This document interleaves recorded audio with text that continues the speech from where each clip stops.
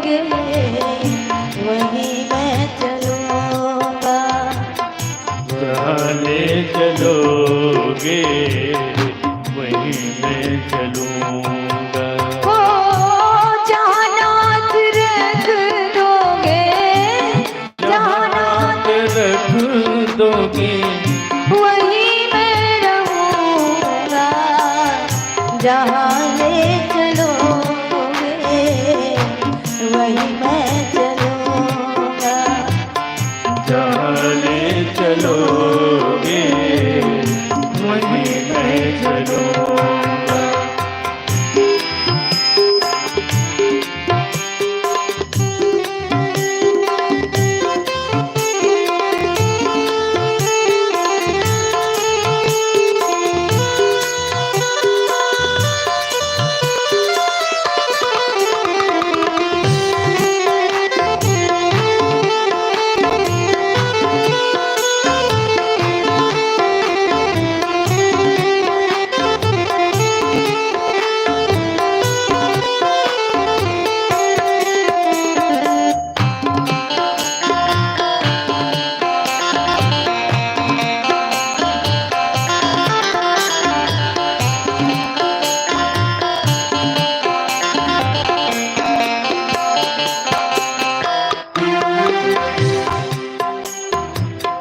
ये जीवन समर्पित चरण में तुम्हारे, तुम्ही मेरे सर्वस्व, तुम्ही प्राण प्यारे।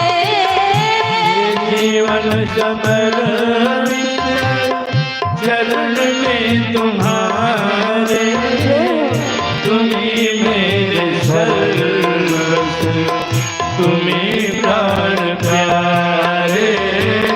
ये जीवन समर्पित शरण में तुम्हारे, तुम्ही मेरे सर्वस्व, तुम्ही प्राण प्यारे। तुम्हें छोड़ कर नाथ, तुम्हें छोड़ कर नाथ किसको कहूँगा। जहाँ ले चलोगे वहीं मैं चलूँगा। जहाँ ले चलोगे वहीं मैं चलूंगा। जहाँ ले चलोगे वहीं मैं चलूँगा। जहाँ ले चलोगे वहीं मैं चलूंगा। जहाँ नाथ रख दोगे, जहाँ नाथ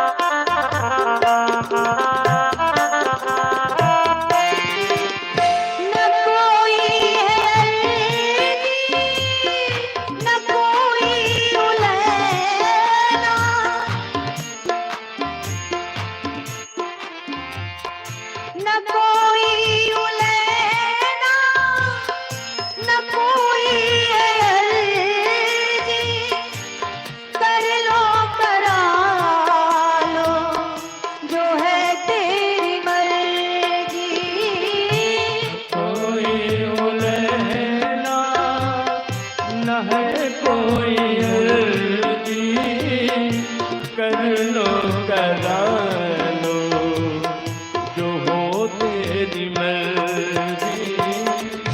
न कोई उलेना, ना कोई अर्जी, कर लो करा लो जो है तेरी मर्जी। कहना भी होगा, कहना भी होगा तो तुम्हीं से कहूँगा।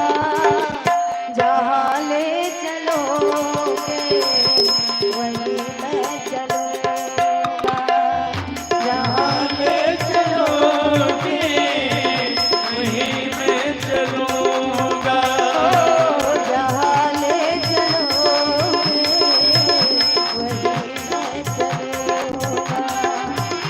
जहाँ ले चलोगे वहीं मैं चलूँगा। ओ जहाँ नात रख दोगे, जहाँ नाथ रखोगे ओ वहीं मैं रहूँगा। जहाँ ले चलोगे वहीं मैं चलूँगा। जहाँ ले चलोगे वहीं मैं चलूँगा। जहाँ ले चलोगे वहीं मैं चलूँगा।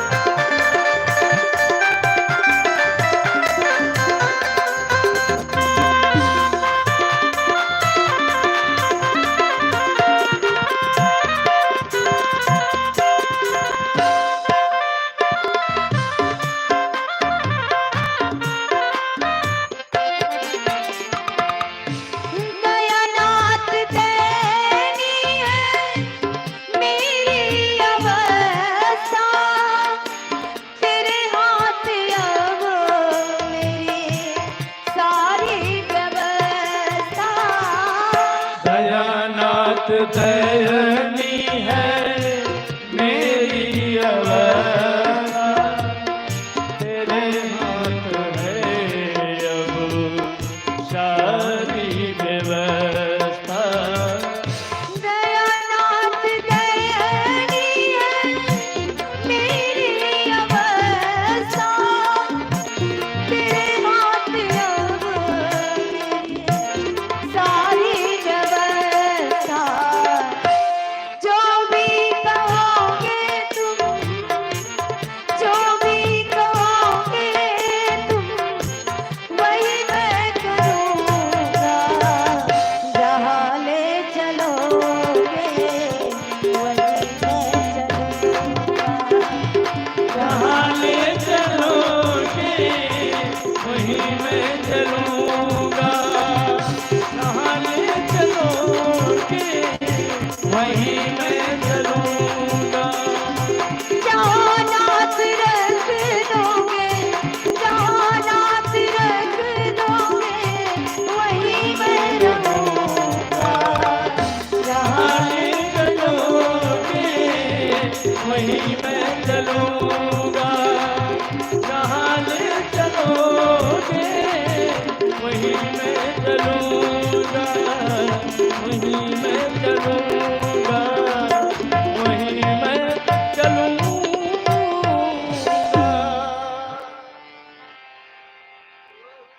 कृष्ण दिवस की कथा में आप सबका भूई भूई करके स्वागत है। कथा प्रारंभ होने से पहले आप सब लोग जिस तरह से पधारे हैं देख करके बहुत अच्छा लगता है। ऐसा लगता है कि वास्तव में बहुत बड़ी जिज्ञासा लेके आए हैं आप।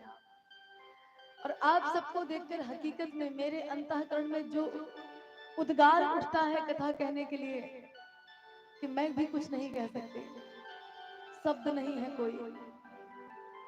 तो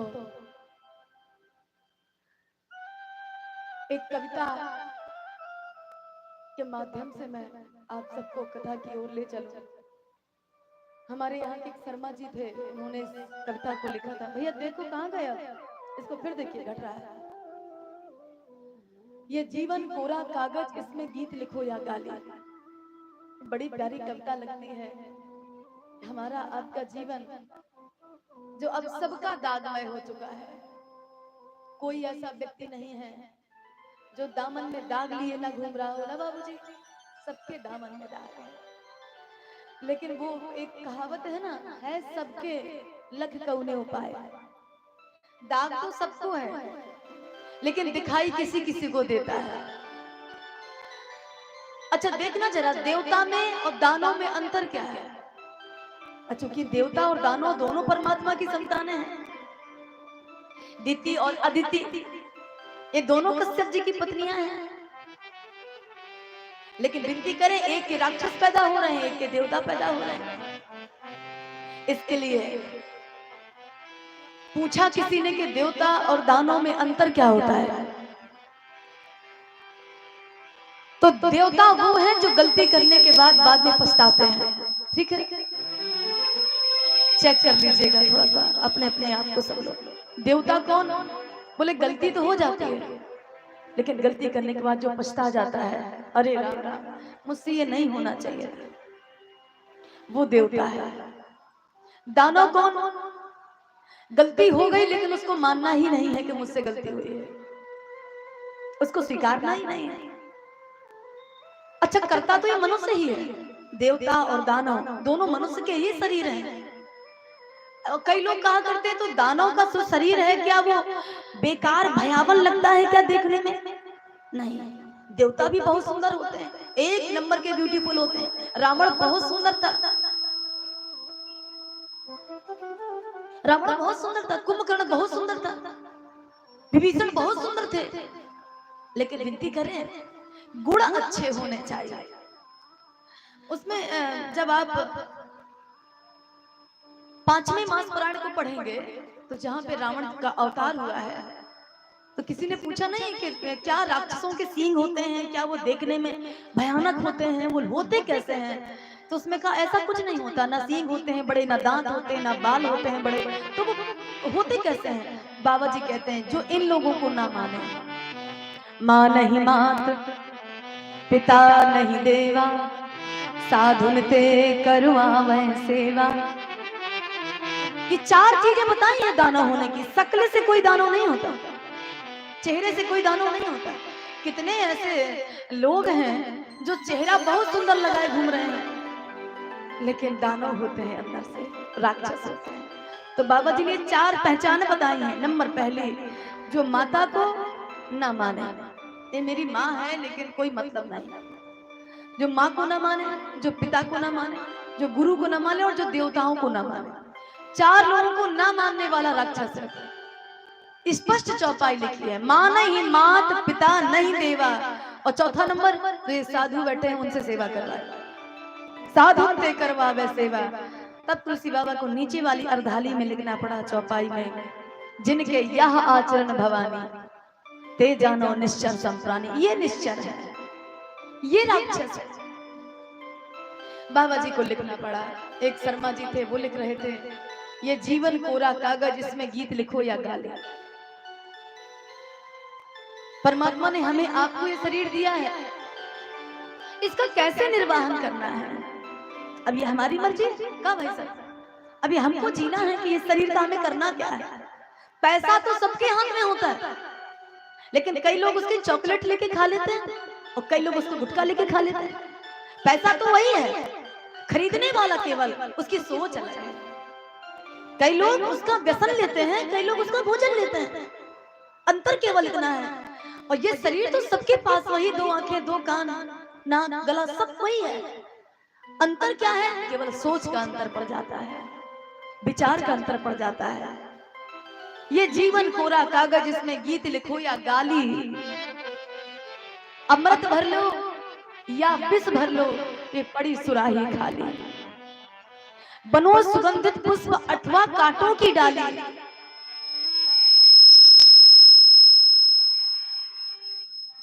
पावन गंगा जल बन जाओ या बन जाओ गंदी नाली। ये जीवन कोरा कागज, इसमें गीत लिखो या गाली। अहिल्या माता को जब श्राप लगा, श्राप दिया गौतम जी ने, जाओ तुम पत्थर हो जाओ। और तुमने छोटा मोटा अपराध थोड़ी किया, बहुत बड़ा अपराध है। जिसके पति का चारों तरफ नाम हो। गौतम जी कोई साधारण थे क्या? ब्रह्म ऋषि थे, ब्रह्म ऋषि थे। वो ऐसे वैसे ऋषि नहीं, ऐसे वैसे ऋषि नहीं। बाबा जी कहते हैं ब्रह्मा जी अहिल्या को धरोहर के रूप में गौतम जी के यहाँ रखने आए थे। मेरी बेटी को कुछ दिन अपने यहाँ रख लो आश्रम में, जब तक मैं तपस्या करके आता हूँ। और अहिल्या माता बहुत सुंदर थी, बहुत सुंदर। शास्त्र आप पढ़िए, उसमें महात्मा कहा करते हैं कि विश्व सुंदरी उस समय, स्वर्ग सुंदरी, विश्व सुंदरी नहीं स्वर्ग सुंदरी थी, इतनी सुंदर। उस सुंदर स्त्री को देख करके भी बाबा जी कहते देखना छोड़ो। जितने दिन अहिल्या गौतम जी के आश्रम में रही थी, गौतम जी को पता ही नहीं था कि मेरे आश्रम में कोई नारी भी रह रही है। इतने बड़े योगी थे। और ब्रह्मा जी जब तपस्या करके लौटे, तो ब्रह्मा जी ने कहा कि गौतम मेरी बेटी कहाँ है, देखना चला। गौतम बेटी कहाँ है मेरी? तो गौतम जी ने कहा बाबा, ब्रह्मा बाबा, जहां आप छोड़ गए थे वहीं होगी। क्या जवाब? जहां छोड़ गए थे वहीं होगी। इसका मतलब क्या? बोले अब अपनी बेटी से पूछ लो, मैं क्या मतलब बताऊं। अहिल्या को बुलाया, अहिल्या बेटा बताओ, ये महात्मा कह रहे हैं कि जहां छोड़ गए थे वहीं होगी, इसका मतलब है क्या गौतम जी ने आपको देखा नहीं? अहिल्या माता ने कहा नहीं देखा।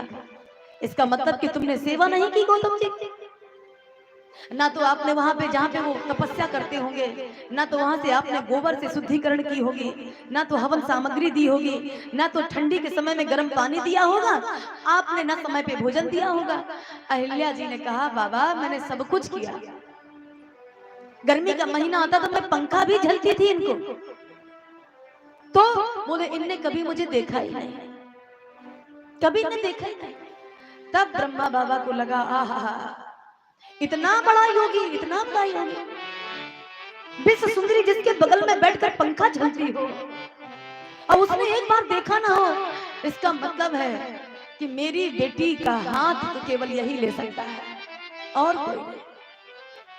अब भोगी को थोड़ी अपनी बेटी दूंगा, इंद्र भोगी है, और मेरी बेटी की जैसी पता नहीं कितनी सुंदरियां उसके आसपास घूम रही हैं, तो क्या कोई कदर है उसको सुंदरता की? सुंदरता की जिसके पास कदर हो उसको अपनी बेटी देना चाहिए। और बाबा जी कहते हैं वो रत्न। और अहिल्या माता कोई साधारण नहीं थी। बाबा जी कहते हैं देखना कितनी संतानें हुई इनकी। तो एक सतानंद जैसे महात्मा जो जनक जी के यहाँ कुल पुरोहिती का काम करते हैं, वो सतानंद इन्हीं अहिल्या माता के बेटे हैं। दूसरी बेटी अंजना मैया, अंजना माता अहिल्या की बेटी है। देखना नाती कौन है? बोले हनुमान जैसा। आहा, जिसका कुल खानदान इतना प्योर हो, इतना प्योर। और बाबा जी कहते हैं वो कुसंग में पड़ गई, कुसंग में। तो तुलसी बाबा से कहा कुसंग में क्यों पड़ी? बोले ये जड़ बुद्धि है। जब गौतम जी को ये बुद्धि सौंपी गई, बुद्धि माने होती है अहिल्या, बुद्धि माने अहिल्या। हम सबके पास बुद्धि है। यहाँ पर बैठे हैं ये सात्विक बुद्धि बनी है। हम जितने लोग बैठे हैं इस समय विचार हम लोगों का सबका अच्छा चल रहा है, ठीक है। हम सब लोग प्योर होकर बैठ जाते हैं, कितने भी गंदे हो जाएं बाहर विचारों से, शरीर से, कितने भी गंदे रहें, लेकिन जब इस स्थान पे बैठते हैं तो उस समय हमारी आपकी बुद्धि एकदम सात्विक बुद्धि हो जाती है ना भाई साहब, एकदम सात्विक बुद्धि। तो बाबा जी कहते हैं ये सात्विक बुद्धि थी जब गौतम जी को सौंपी गई थी, एकदम सात्विक बुद्धि। लेकिन ये जड़ बुद्धि कैसे बनती है? तो तुलसी बाबा ने वो चौपाई लिखी है, को ना कुसंगत पाए न साए। कुसंग को पाकर के कौन है ऐसा जिसका नाश नहीं हुआ है?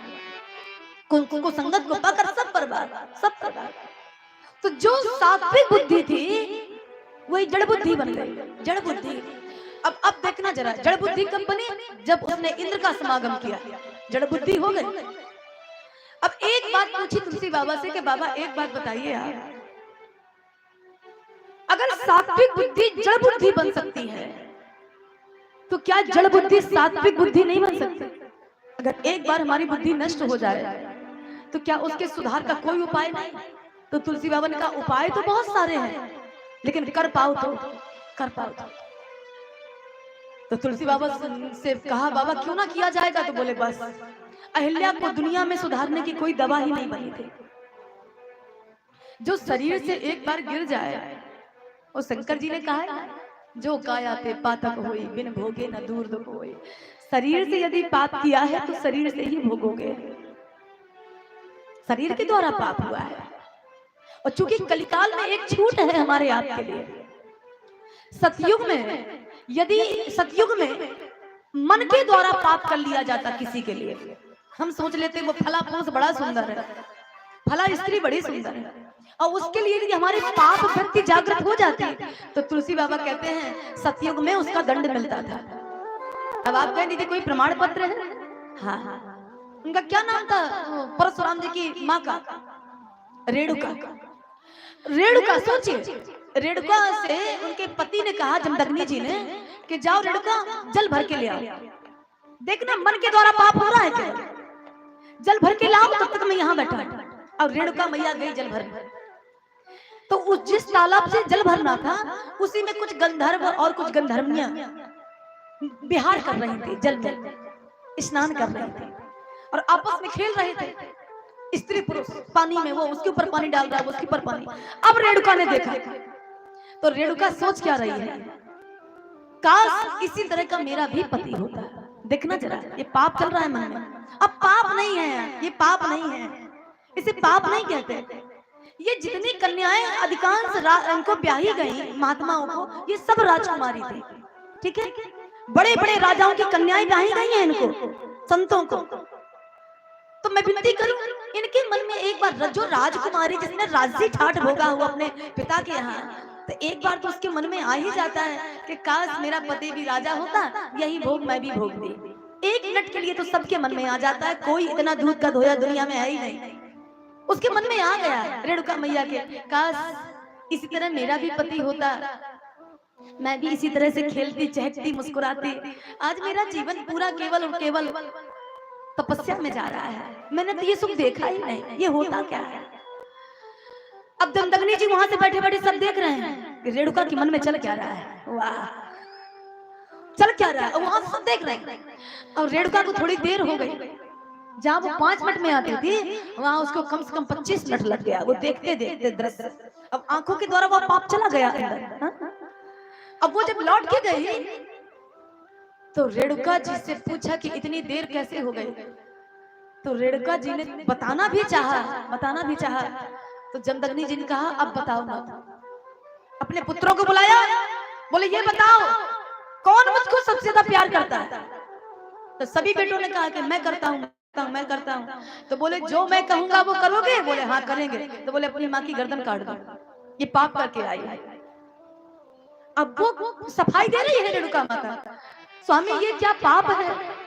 अगर ठीक है, अगर मैं आपके बारे में सोचती हूँ कि काश आप ऐसे होते तो ये सुख मुझको मिलता, तो क्या ये पाप है? मैंने परपुरुष के लिए तो ऐसा नहीं सोचा, इसमें दंड क्या देना है? लेकिन नहीं, दंड ये है कि तुमने पाप देखा है, स्त्री पुरुष को स्नान करते देखा है, पाप ये है, गर्दन काटो इसकी। सभी पुत्रों ने मना कर दिया, नहीं काटे। और परशुराम जी ने एक झटके में गर्दन काट दी।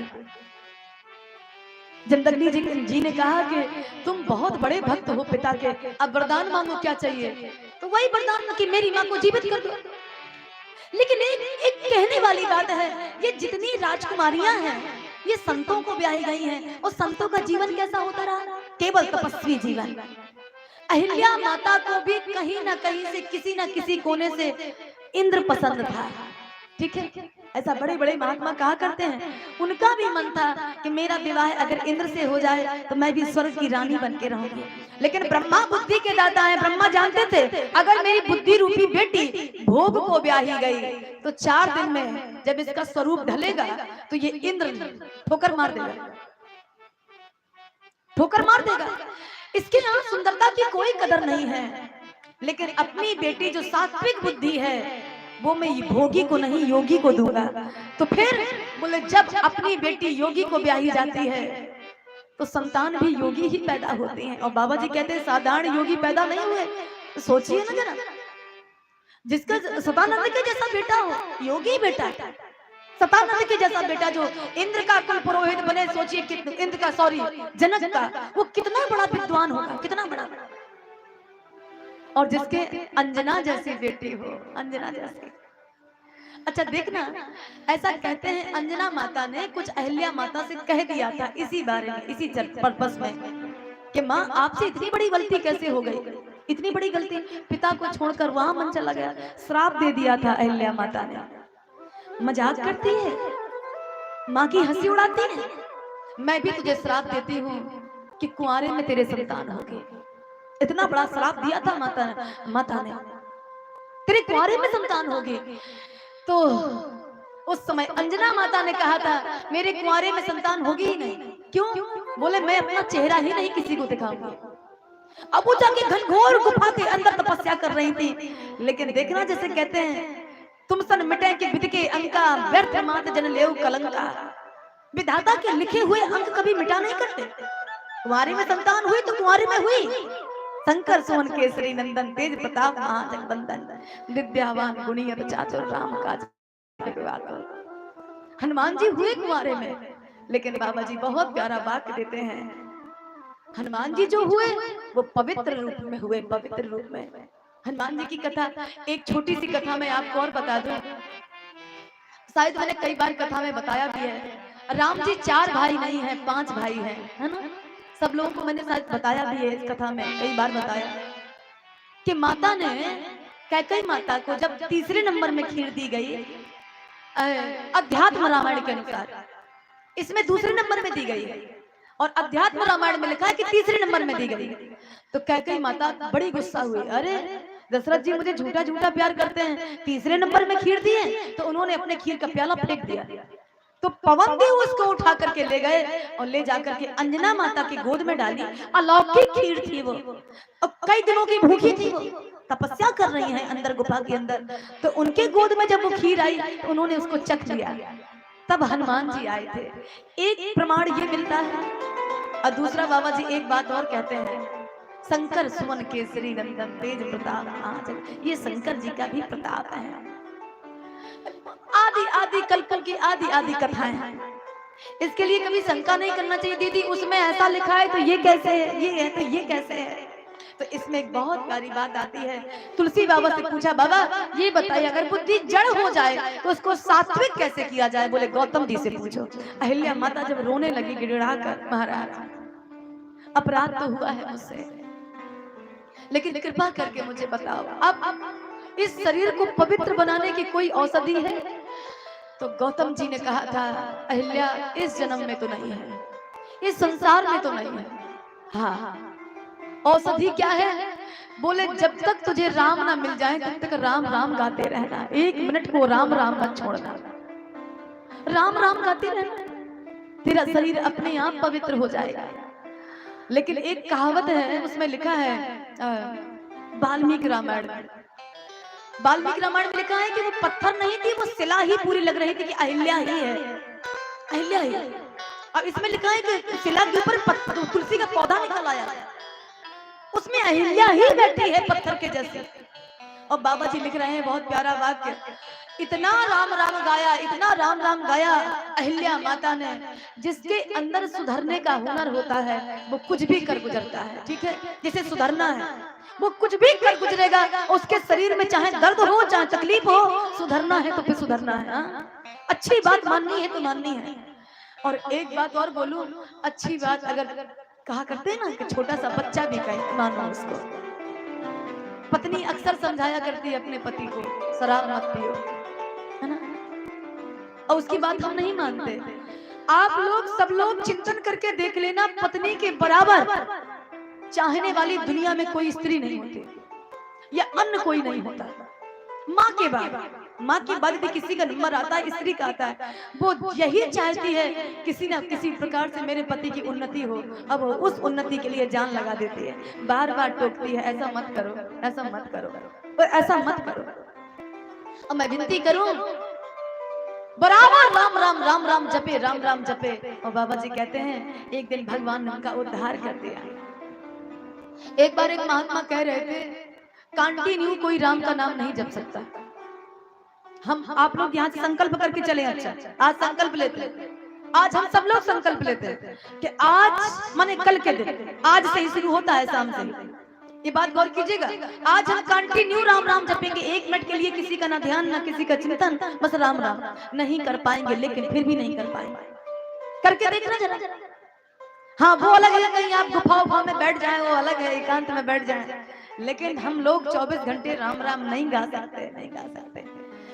अहिल्या माता से पूछा है लक्ष्मण जी ने कि देखिए ना, कोई पति भी ऐसा होता है क्या, इतना कठिन जो श्राप दे दे, इतना कठिन श्राप दे दे।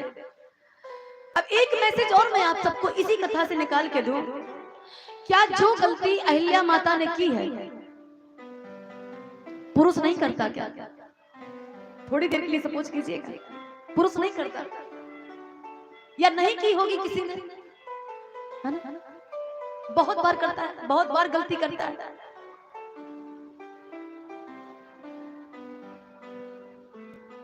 क्या कह रहे हैं?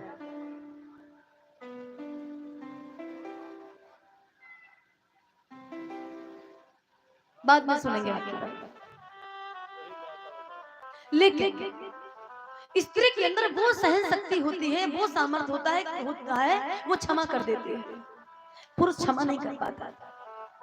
ठीक है, स्त्री में वो शक्ति है, वो जान भी जाएगी, आंखों से देख भी लेगी, वो क्षमा करने में उसके अंदर वो शक्ति क्षमा कर देगी। मेरा पति है, क्षमा कर देगा। पुरुष कभी भी क्षमा नहीं कर पाता, उसके ईगो में ठेस लगती है ना, अभिमान में ठेस लगती है ना। इसके लिए मैं विनती करूं, अहिल्या माता से लक्ष्मण जी ने कहा है, माँ कोई पति इतना कठिन श्राप देता है क्या? 2 जन्मों से तुम चट्टान बनी बैठी हो। तब अहिल्या माता ने कहा है, आप मेरे पति को कुछ मत कहो।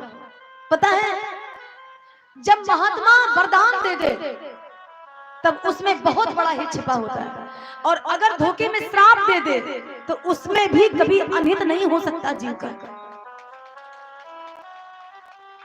बहुत ऐसे प्रमाण पत्र इसमें आते हैं जिसमें महात्माओं ने श्राप भी दिया है, श्राप दिया है, और बाबा जी कहते हैं वो श्राप से भी मुक्ति हुई है, श्राप से मुक्ति हुई।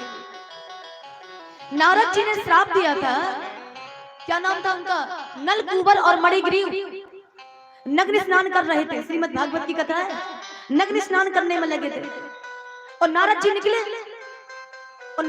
निकले, तो उनको भी देख करके इन्होंने वस्त्र नहीं पहने, तो नारद जी ने कहा कितने अभद्र मनुष्य हैं ये, कितने अभद्र देवता हैं ये, एक संत की भी मर्यादा नहीं है, नग्न खड़े हैं ये। कुबेर के पुत्र थे ना ये, मणिग्रीव और नलकूबर। और बड़ा प्यारा वाक्य आता है बाबूजी, समाज में अधिकांश कुबेर के ही बेटे बिगड़ा करते हैं। जो कुबेर होगा, जो बहुत पैसे वाला होगा, देख लीजिएगा अच्छे से, उसके बेटे अनायास बिगड़ेंगे, अनायास। पापा ने हमरे इतनी संपत्ति जोड़ी है तो काहे के लिए? ऐसो आराम के लिए ना, खाओ पियो मौज करो, और क्या करें, और क्या करें। तो इसके लिए देखना, ज्यादातर जो कुबेर होंगे यहाँ पर वही बिगड़ा करते हैं, इसमें संदेह नहीं। और जो गरीब होता है या तो बन जाएगा या तो बिगड़ जाएगा, उसकी दो कंडीशन होते हैं। जो गरीब होता है वो बन जाएगा, वो गरीबी देखने वाला बहुत जल्दी उठता है। और बाबा जी कहते हैं, तो नारद जी ने श्राप दे दिया, अच्छा अपने पिता की संपत्ति के ऊपर बड़ा अभिमान है ना, नग्न खड़े हो ना, श्राप देता हूं, तुम्हें नग्न रहने का बड़ा शौक है तो तुम नग्न ही रहो। और श्राप क्या दिया? पेड़ बन जाओ, पेड़ बन जाओ।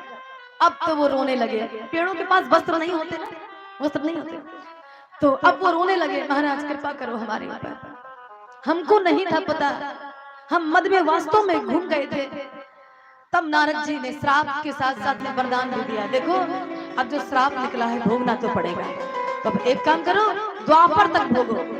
श्राप कब लगा है? सतयुग में, ठीक है, श्राप लगा है सतयुग में, सतयुग, त्रेता, फिर लास्ट में द्वापर। बाबा जी कहते हैं इतने दिन तक वो राम राम कृष्ण कृष्ण रटते हैं, तब भगवान कृष्ण ने जब उनके उखल बंधन हुआ था ना, और बीचों बीच से जब ओखली निकाली थी, तब दोनों पेड़ धराशायी हुए, तब दोनों पेड़ गिरे थे।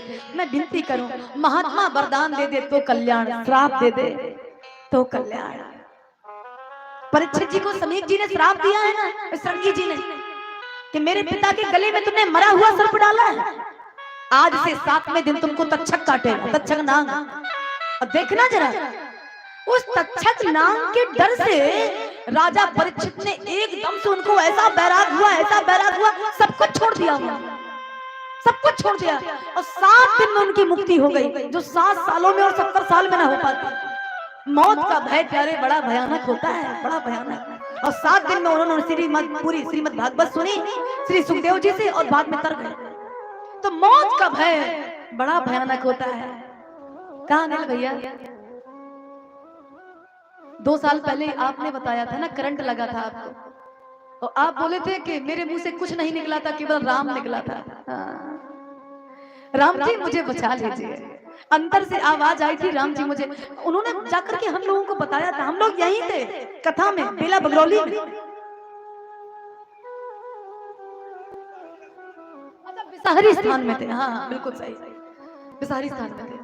तब आपने बताया था दीदी करंट लगा, और उस समय मुझे कोई नहीं दिखा, इतना कट गया था, जीभ कट गई थी पूरी। मौत का डर बड़ा भयानक होता है प्यारे, एक बार कोई झटका खा जाता है ना, फिर उसे सुधर जाना चाहिए, सुधर जाना चाहिए। प्रभु तुमने मुझे नया जीवन दिया है, अब मैं पूर्णता तुम्हारा, पूर्णता तुम्हारा। मेरे पैर में ग्लॉन टीवी हुई थी, ग्लॉन माने रोज रोज सड़ता था शरीर, ठीक है, आज इतना सड़ा, फिर इतना, फिर इतना इतना, अब पूरा पैर मेरा सड़ गया था। झांसी में दिखाया, डॉक्टर ने कहा कट जाएगा, पूरा पैर कटेगा, और पैर नहीं कटाओगे तो धीरे धीरे करके पूरा शरीर सड़ जाएगा, इसका बचेगा नहीं। और सच कहें 4 साल की अवस्था में पैर पूरा कटने जा रहा था। मेरी माँ ले आई कि अब इसे मरना है तो मर जाए प्रभु, तेरे सहारे, लेकिन पैर नहीं कटने दूंगी।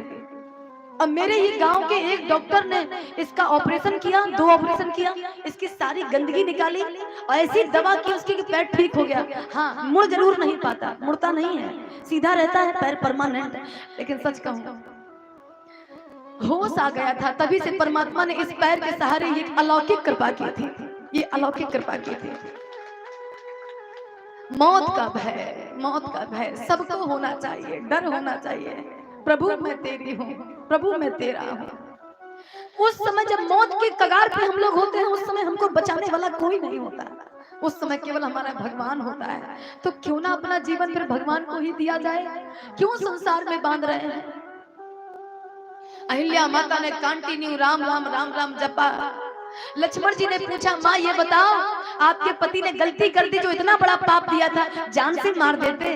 अहिल्या माता ने दोनों हाथ जोड़े हैं, लक्ष्मण भैया मेरे पति को बुरा भला मत कहना। क्यों?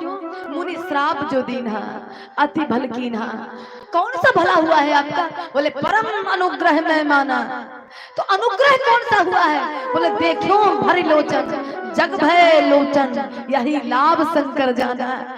जो शंकर जी 24 घंटे जिनको देखते हैं, और अगर मैं राम राम ना जपती, श्राप ना लगा होता, तो सारे जगत का नियंता क्या वो मेरे पास आता क्या? हाँ? अच्छा माँ कहाँ जाना चाहोगी आप? वहां चली जाओ। अहिल्या माता ने कहा जिसका अपराध किया है वहीं जाऊंगी। किसका अपराध? बोले पति का अपराध किया है ना मैंने, पति के पास ही जाऊंगी, मैं कहीं नहीं, पति के पास। गए पति लोग आनंद भरी, मानो कहना चाहती है प्रभु मैं पवित्र होकर आई हूँ, देखो मेरे दामन में आज एक भी दाग नहीं। जब तक राम किसी को स्पर्श नहीं करता, तब तक वो व्यक्ति पवित्र नहीं होता। किसी को छोड़, किसी को छोड़, चरित्र से जो व्यक्ति गिर चुका है उसके लिए मात्र एक ही दवा है, वो है राम। श्रीमद् भागवत की कथा, अजामिल चरित्र से गिरा था ना, चरित्र से गिरा था, अपनी पत्नी को छोड़कर बेश्या को रख लिया था। लेकिन देखना जरा, नारायण कहने से अपने बेटे का नाम नारायण रखा था। लास्ट में जब यमदूत उसको लेने आए तो उसने भगवान को नहीं बुलाया, अपने बेटे पे ज्यादा आसक्त था, चिल्लाने लगा नारायण बचाओ मुझे, बचाओ मुझे। और भगवान कहते हैं यमदूतों के पास से छुड़ाने के लिए नारायण के दूत आ गए, पार्षद आ गए, छोड़ो तुम यहाँ क्यों आए हो? इसने नारायण कहा है तो इसमें यमदूतों का हिस्सा नहीं है, इसमें तो परमात्मा के पार्षदों का हिस्सा है। यमदूतों ने चूंकि कहा है कि इसने आपके नारायण का नाम नहीं लिया, बोले पहले तो हमारे नारायण का ही नाम नारायण था, इसने किसी का भी नाम लिया हो, भाई को भाई अनक आल सहु, नाम जपत मंगल दिसि दसहु, इसने मेरे ही नारायण का नाम लिया है। चरित्र से गिरा हुआ था, लेकिन बाबा जी कहते हैं नाम ले लिया धोखे में ही नारायण का। और बाबा जी कहते हैं 20 साल की आयु भगवान के पार्षदों ने और दान की है। अजामिल तू मर चुका था, ठीक है, तू मर चुका था, तेरी जिंदगी आज से खत्म थी, लेकिन अब तुझे कृपा करके मेरे नारायण ने 20 साल की आयु और दी है। अब ये 20 साल अपने लिए निकाल ले, इन 20 सालों में बंटवारा मत करना, केवल भगवान का नाम ओम नमो भगवते वासुदेवाय गाते जाना, तेरा कल्याण हो जाएगा। और उन्हीं से तर गया वो, वही नाम जपते जपते तर गया। चरित्र से गिरे हुए व्यक्ति का केवल एक ही उपाय है, वो भगवान का नाम जपे, बाकी कोई उपाय नहीं, बाकी कोई उपाय नहीं।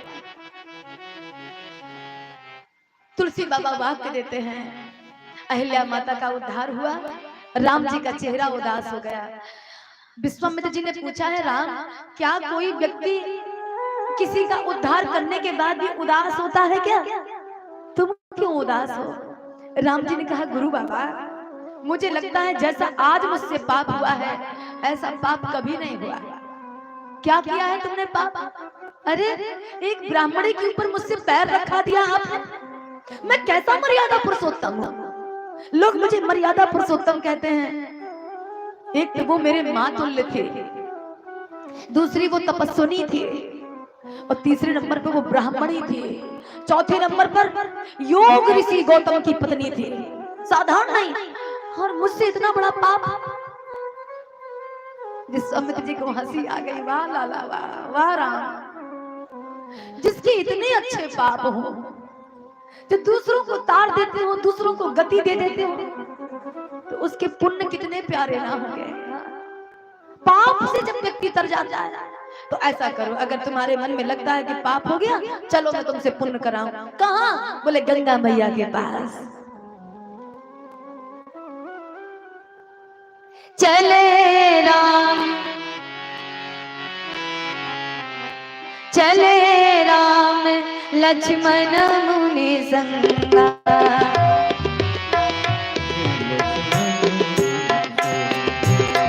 चले राम लक्ष्मण मुनि संगा, चले राम लक्ष्मण मुनि संगा, चले राम लक्ष्मण मुनि संगा, चले राम लक्ष्मण मुनि संगा, गए जहाँ जग पावन गंगा, गए जहाँ जग पावन गंगा, गए जहाँ जग पावन गंगा, गए जहाँ जग पावन गंगा, तब प्रभु ऋषि समेत नहाए, प्रभु ऋषि समेत नहाए, तब प्रभु ऋषि समेत नहाए, तब प्रभु ऋषि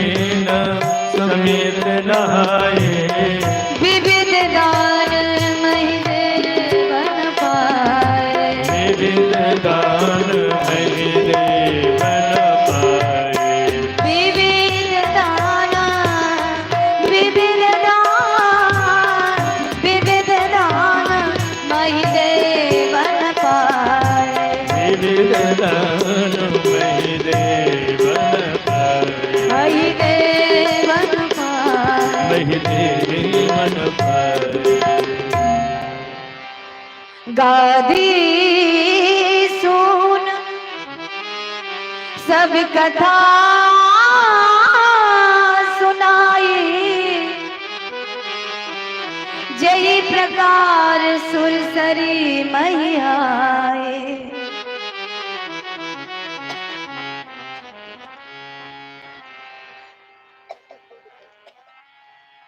राम जी से गलती नहीं हुई है, लेकिन उसके बावजूद भी 3 काम करवाए राम जी से। राम चलो, 3 काम कौन कौन से? गए जहां जग पावन गंगा, गंगा मैया के पास है।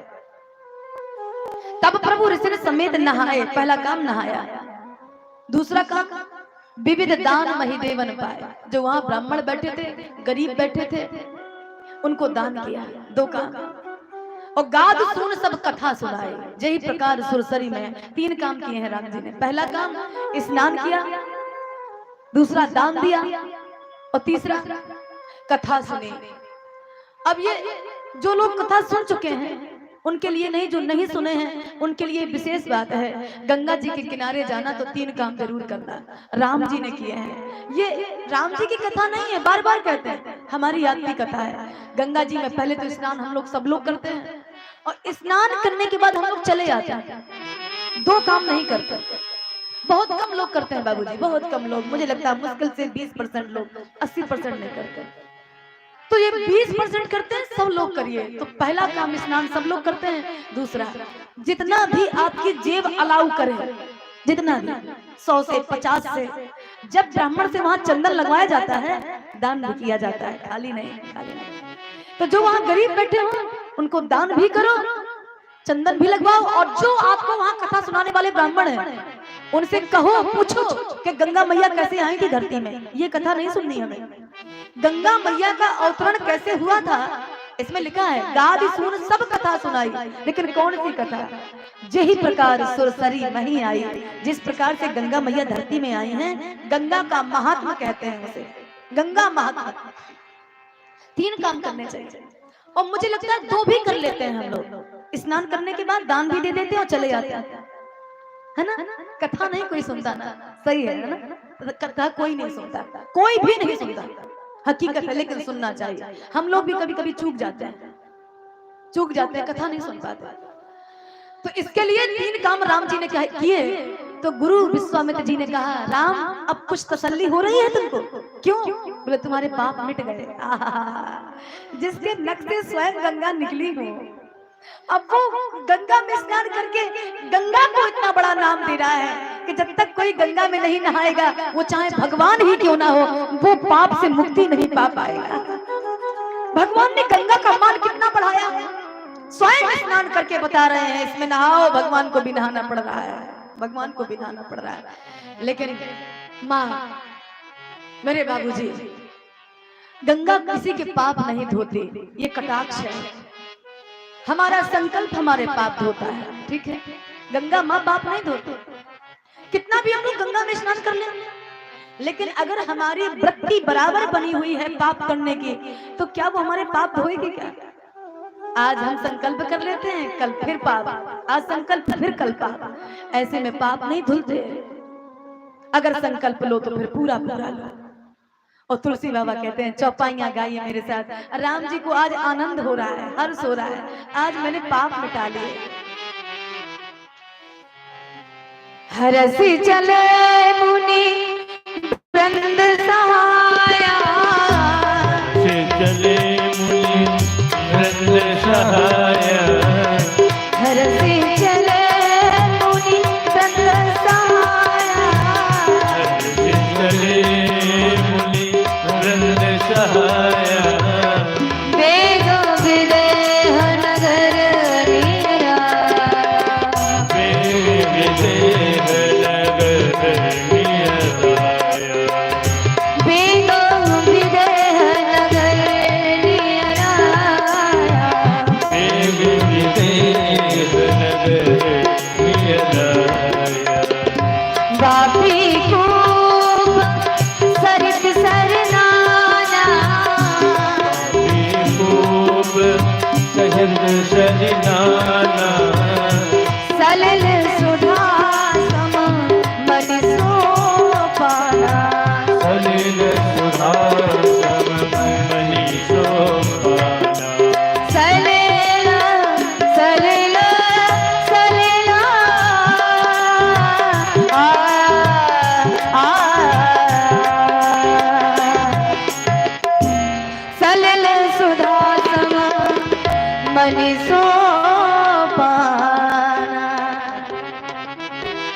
राम जी ने जब जनकपुर की तरफ चारों तरफ निगाह उठाई तो तुलसी बाबा कहते हैं इतनी सुंदरता कहीं नहीं थी, किसी नगर में नहीं थी। इसमें लिखा है सारी दुनिया को हर्ष देने वाले कौन? बोले राम। बोले राम को हर्ष देने वाले कौन? बोले जनकपुर। शब्द लिखा है। हम जितने लोग बैठे हैं राम जी हमें हर्ष दे रहे हैं ना, राम जी की कथा चल रही है, हम सब लोग मगन हैं। बोले दुनिया को खुश करने वाला कौन? बोले हमारा राम। और राम को खुश करने वाला कौन? जनकपुर। बाबा जी लिखते हैं हर से अनुज समेत राम जी को बहुत खुशी हुई। अब तुलसी बाबा ने पूछा है बाबा एक बात बताओ राम जी मेरे ठाकुर, आखिरकार आपको जनकपुर में क्या अच्छा लग रहा है, क्या अच्छा लगा? तो राम जी ने कहा तुलसी बाबा जनकपुर की एकता बहुत अच्छी लग रही है। एकता क्या दिख गया आपको? यहाँ पे अभी अभी आए हो, अभी पैर रखा है आपने, आपको कैसे पता चला कि यहाँ एकता का सूत्र है? बोले मुझे दिख रहा है। तो तुलसी बाबा ने कहा हमको भी दिखाओ, हमें काहे नहीं दिख रहा है? तो जानते हैं वहाँ एकता का सूत्र क्या था?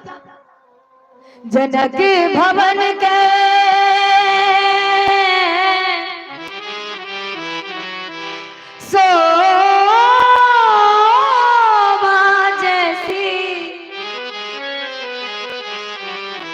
ग्रह ग्रह प्रतिग्रह देखिए तैसे। जनक जी ने अपना भवन जैसा बनवाया था और बाबा जी कहते हैं वैसा ही मंत्री का था, वैसा ही सिपाही का था और वैसा ही नगरवासियों का था। अच्छा वहां पे सबसे अलग क्या थे? बाबा जी कहते हैं एक तो वाटिका सबसे अलग थी, वो किसी के पास नहीं थी, कोई भी फूल तोड़ने जा सकता था, अलाउ सबको था। बाबा जी कहते हैं वाटिका, शीर सदन सुंदर। एक तो सीता जी का जो भवन था जिसमें सीता मैया रहते थे वो जनकपुर में सबसे अलग था, सबसे स्पेशल था।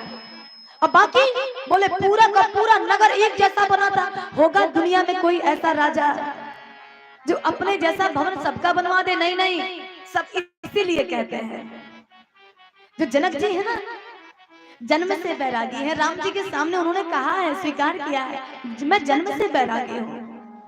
वो जो जन्मजात बैरागी होगा उसके मन में ये थोड़ी होगा कि मैं 10 खंड का बनवा लूं और प्रजा एक ही में जीती रहे। आहा, जन्म से बैरागी जनक जिनके मन में किसी प्रकार की अन्य कोई चाह ही नहीं है, मेरी प्रजा सुखी रहे। राम जी ने जब नगर देखा तो तुलसी बाबा कहते हैं राम ज्ञान है। राम यदि नगर को देखकर हर्षित है तो चलता है, लक्ष्मण भी नगर को देख के हर्षित है।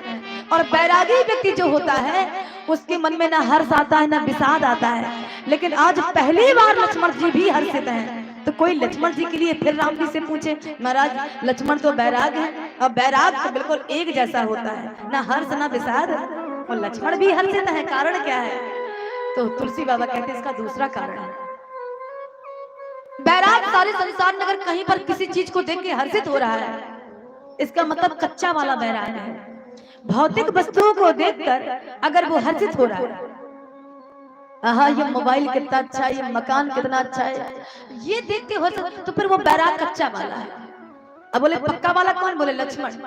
तो बोले लक्ष्मण भी तो नगर देख रहे हैं। बोले वो नगर नहीं देख रहे हैं, नगर में रहने वाले को देख रहे हैं। अच्छा नगर में रहने वाला कौन है? बोले जनक जी की बेटी भक्ति। भक्ति को देख करके बैरागी भी नतमस्तक होकर के खुशी हो जाता है। बैरागी का मन यदि नतमस्तक ना हुआ इसका मतलब कि अभिमानी बैराग है, ये बैराग अभिमानी बैराग है। तो बड़े बड़े बैरागी सीता रूपी भक्ति के नगर में आकर नतमस्तक होते हैं और खुश होते हैं, खुश होते हैं। मैं विनती करूं जनक जी के पास में खबर पहुंची महाराज ब्रह्म ऋषि का आगमन हुआ है, विश्वामित्र जी आए हैं। अच्छा जैसे ही चलने लगे तो सिपाही ने कहा महाराज और भी कोई आया है? कौन आया है? 2 राजकुमार हैं साथ में। जनक जी ने कहा अच्छा मुझे ऐसा लग रहा है कि विश्वामित्र जी के कोई जान पहचान के होंगे, तो उनको लगा है होगा कि सीता जी का स्वयंवर हो रहा है तो इन 2 राजकुमारों को भी लेके चलते हैं, अजमाइश हो जाएगी। तो ये बताओ वो क्षत्रिय है कि ब्राह्मण? क्षत्रिय के ब्राह्मण। सिपाही ने कहा महाराज मैं पहचान नहीं पाया उन दोनों को। क्यों? बोले उनके मत्थे में वैष्णव तिलक लगा था, मुकुट भी था, शरीर में पीतांबर भी था। अच्छा तो निश्चित ब्राह्मण है वो, अगर वैष्णव तिलक लगा था, पीतांबर, ब्राह्मण थे। अरे महाराज लेकिन अस्त्र शस्त्र भी लिए थे, वो पोती पत्रा नहीं लिए थे। अच्छा तो फिर क्षत्रिय थे। महाराज यही तो मैं पहचान नहीं कर पाया, वो क्षत्रिय है के ब्राह्मण। जनक जी ने कहा तुमको क्या लगता है मैं पहचान नहीं सकता? सिपाही ने कहा महाराज हम आपकी रोटी खाते हैं, आपके सानिध्य में रहते हैं, लेकिन बुरा ना माने तो एक बात कहें, हाँ निडर होके कहो। तो बोले आप भी पहचान नहीं कर पाएंगे, और अगर पहचान कर ली तो फिर मैं आपका सिपाही नहीं, अगर पहचान कर ली तो मैं सिपाही नहीं। तो जनक जी ने कहा तुम्हारे कहने का मतलब क्या है? बोले महाराज ना तो वो क्षत्रिय है ना तो वो ब्राह्मण है, तो मतलब? बोले कोई बीच वाला है वो, जिन निज रूप मोहिनी डारे। उसकी सुंदरता का बखान संसारिक पुरुष से नहीं किया जा सकता, उसे ब्राह्मण नहीं कहा जा सकता, उसे क्षत्रिय नहीं कहा जा सकता, अलग है वो, दुनिया से अलबेला है वो कोई जाति वाला नहीं है। जनक जी ने कहा तुमको धोखा हो रहा है।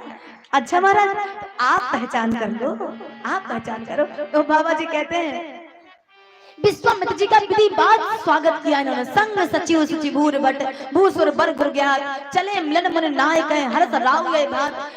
देखना पहचान करने के लिए कि अगर मैं धोखा खा जाऊंगा तो मेरा मंत्री थोड़ी धोखा खाएगा। संग सचिव मंत्री, सुचिभूर भट्ट, भूसुर माने ब्राह्मण साथ में है, बर गुरु क्या उनके गुरु भी साथ में है, सतानंद जी। अब बाबा जी कहते हैं सबको लेकर जनक जी जब गए वहां पर विश्वामित्र जी का स्वागत किया, भव्य स्वागत किया, चरणों को धुला, निज सौभाग्य वर्णा।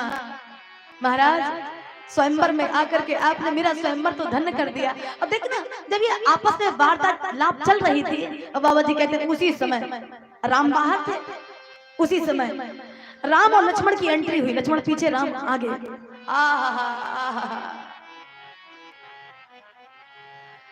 तुलसी बाबा ने लिखा है उठे सकल जब रघुपति आए,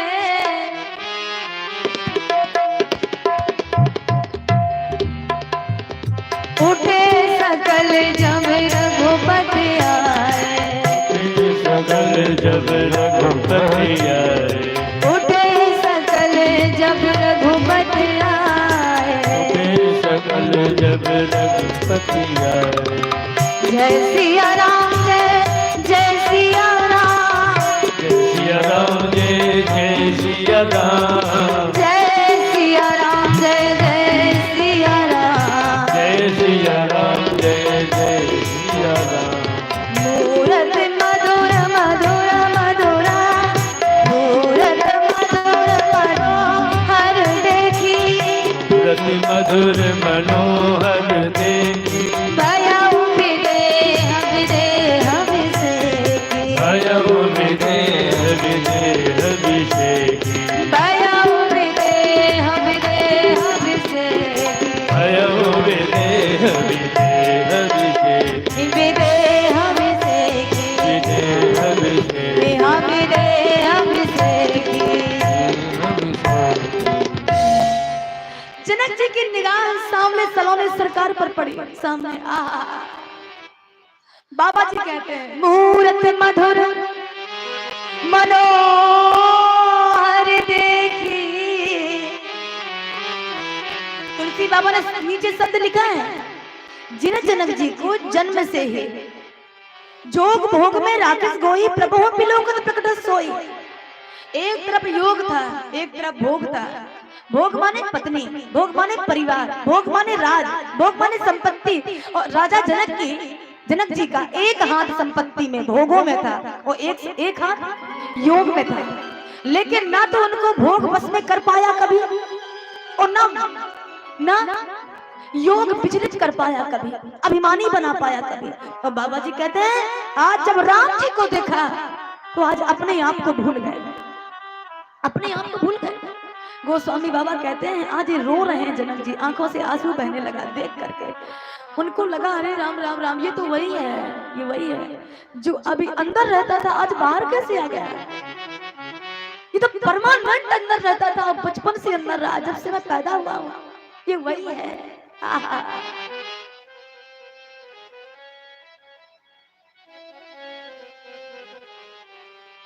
जोग भोग में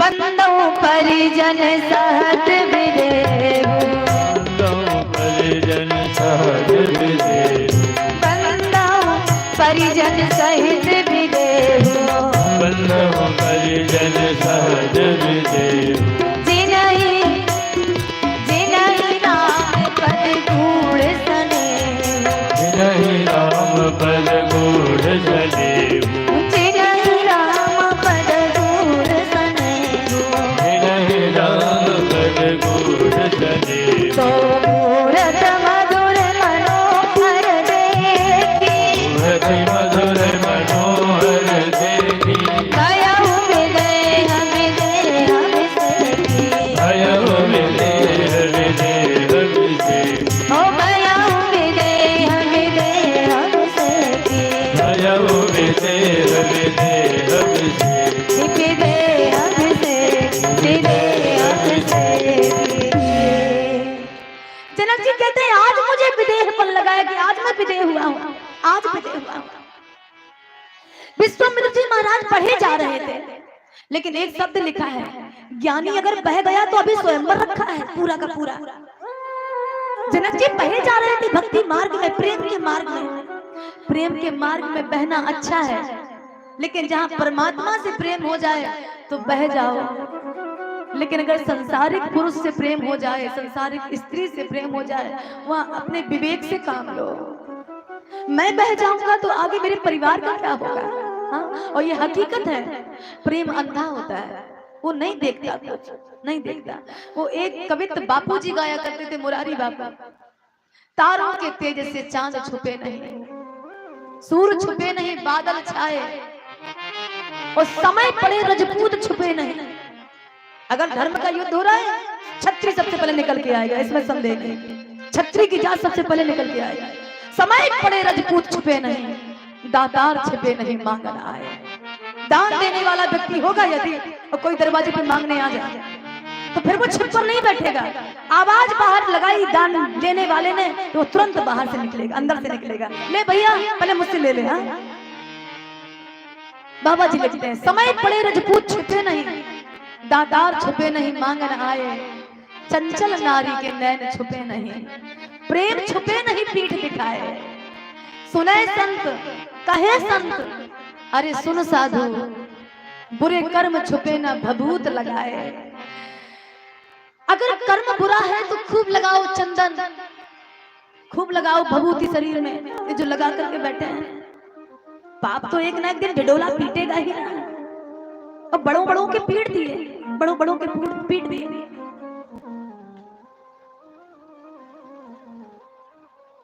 मैं विनती करूं, बड़ा प्यारा बात आता है, बड़ा प्यारा भाव आता है। तुलसी बाबा लिखते हैं, जनक जी बहे जा रहे थे, प्रेम में बहना सही नहीं है। प्रेम में अपने आप को, हाँ अगर भगवान से हो जाए भाई साहब प्रेम, हाँ मीरा बह गए थे, सूर बह गए थे, कबीर तुलसी बह गए थे। जब इनसे मोहब्बत हो तो बह जाओ, और संसारिक किसी से प्रेम हो जाए तो रोको रोको। जनक जी अभी पहचान नहीं पा रहे हैं। एक बात और बताऊं, विश्वामित्र जी से जनक जी ने पूछा है, महाराज ये कौन है दोनों, ये जो दोनों हैं ये कौन है दोनों? है आप दया निधि विद्या निधि, धर्मज्ञ धर्म संचालक है, तो ये श्याम गौर दोनों कुमार, किस भाग्यवान के बालक हैं, ये श्याम गौर दोनों कुमार। अच्छा राजा ये बता, क्यों पूछना चाहते हो? महाराज इनमें मैंने दोनों में देखा है, ये भाई भाई जैसे नहीं लगते। अच्छा क्या लगता है? बोले ऐसा लगता है जैसे एक जीव हो तो एक ब्रह्म हो, एक जीव एक ब्रह्म। भाई भाई में इतना प्रेम होता ही नहीं। इनमें कुछ प्रीत अलौकिक है, ये मुझे दिखाई देता है। और क्या होता है? बोले इनका दर्शन कर महाराज, ये मन उस ब्रह्म मनन से हटता है, तो इनका दर्शन कर महाराज। अच्छा और क्या होता है? बोले टक टकी लगी सी जाती है, ऐसा अद्भुत इसने हुआ। कहते थे लोग विदेह मुझे, कहते थे लोग विदेह मुझे, पर आज मैं सत्य विदेह हुआ। कहते थे लोग विदेह मुझे, सत्य विदेह हुआ। कहते थे लोग विदेह मुझे।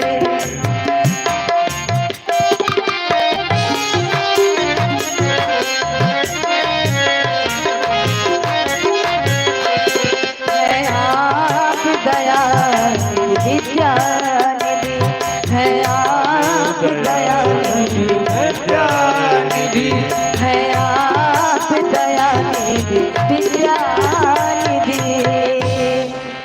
धर्मज्ञ और धर्म संचालक है,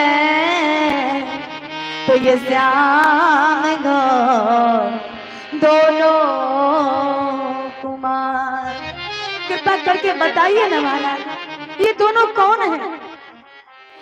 विश्वामित्र जी ने कहा राजन ये तुमको क्या लगते हैं? तुमको? तो राजा जनक ने कहा महाराज बताइए मुझे कैसे लगते हैं? कैसे?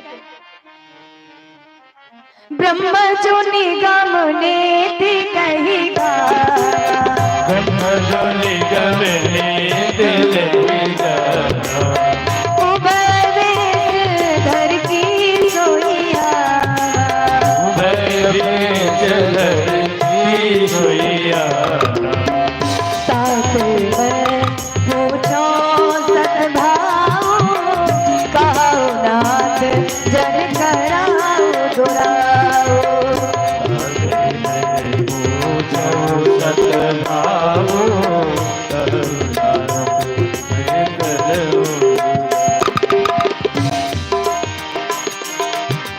सहज विराग रूप मन मोरा, विराग रूप मन मोरा, सहज विराग रूप मन मोरा, विराग रूप मन मोरा।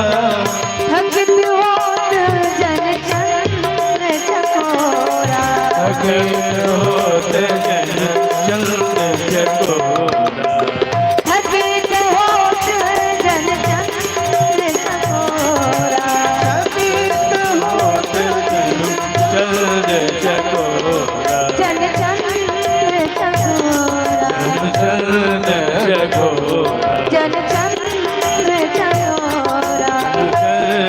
चकोरा। ये सहज विराग,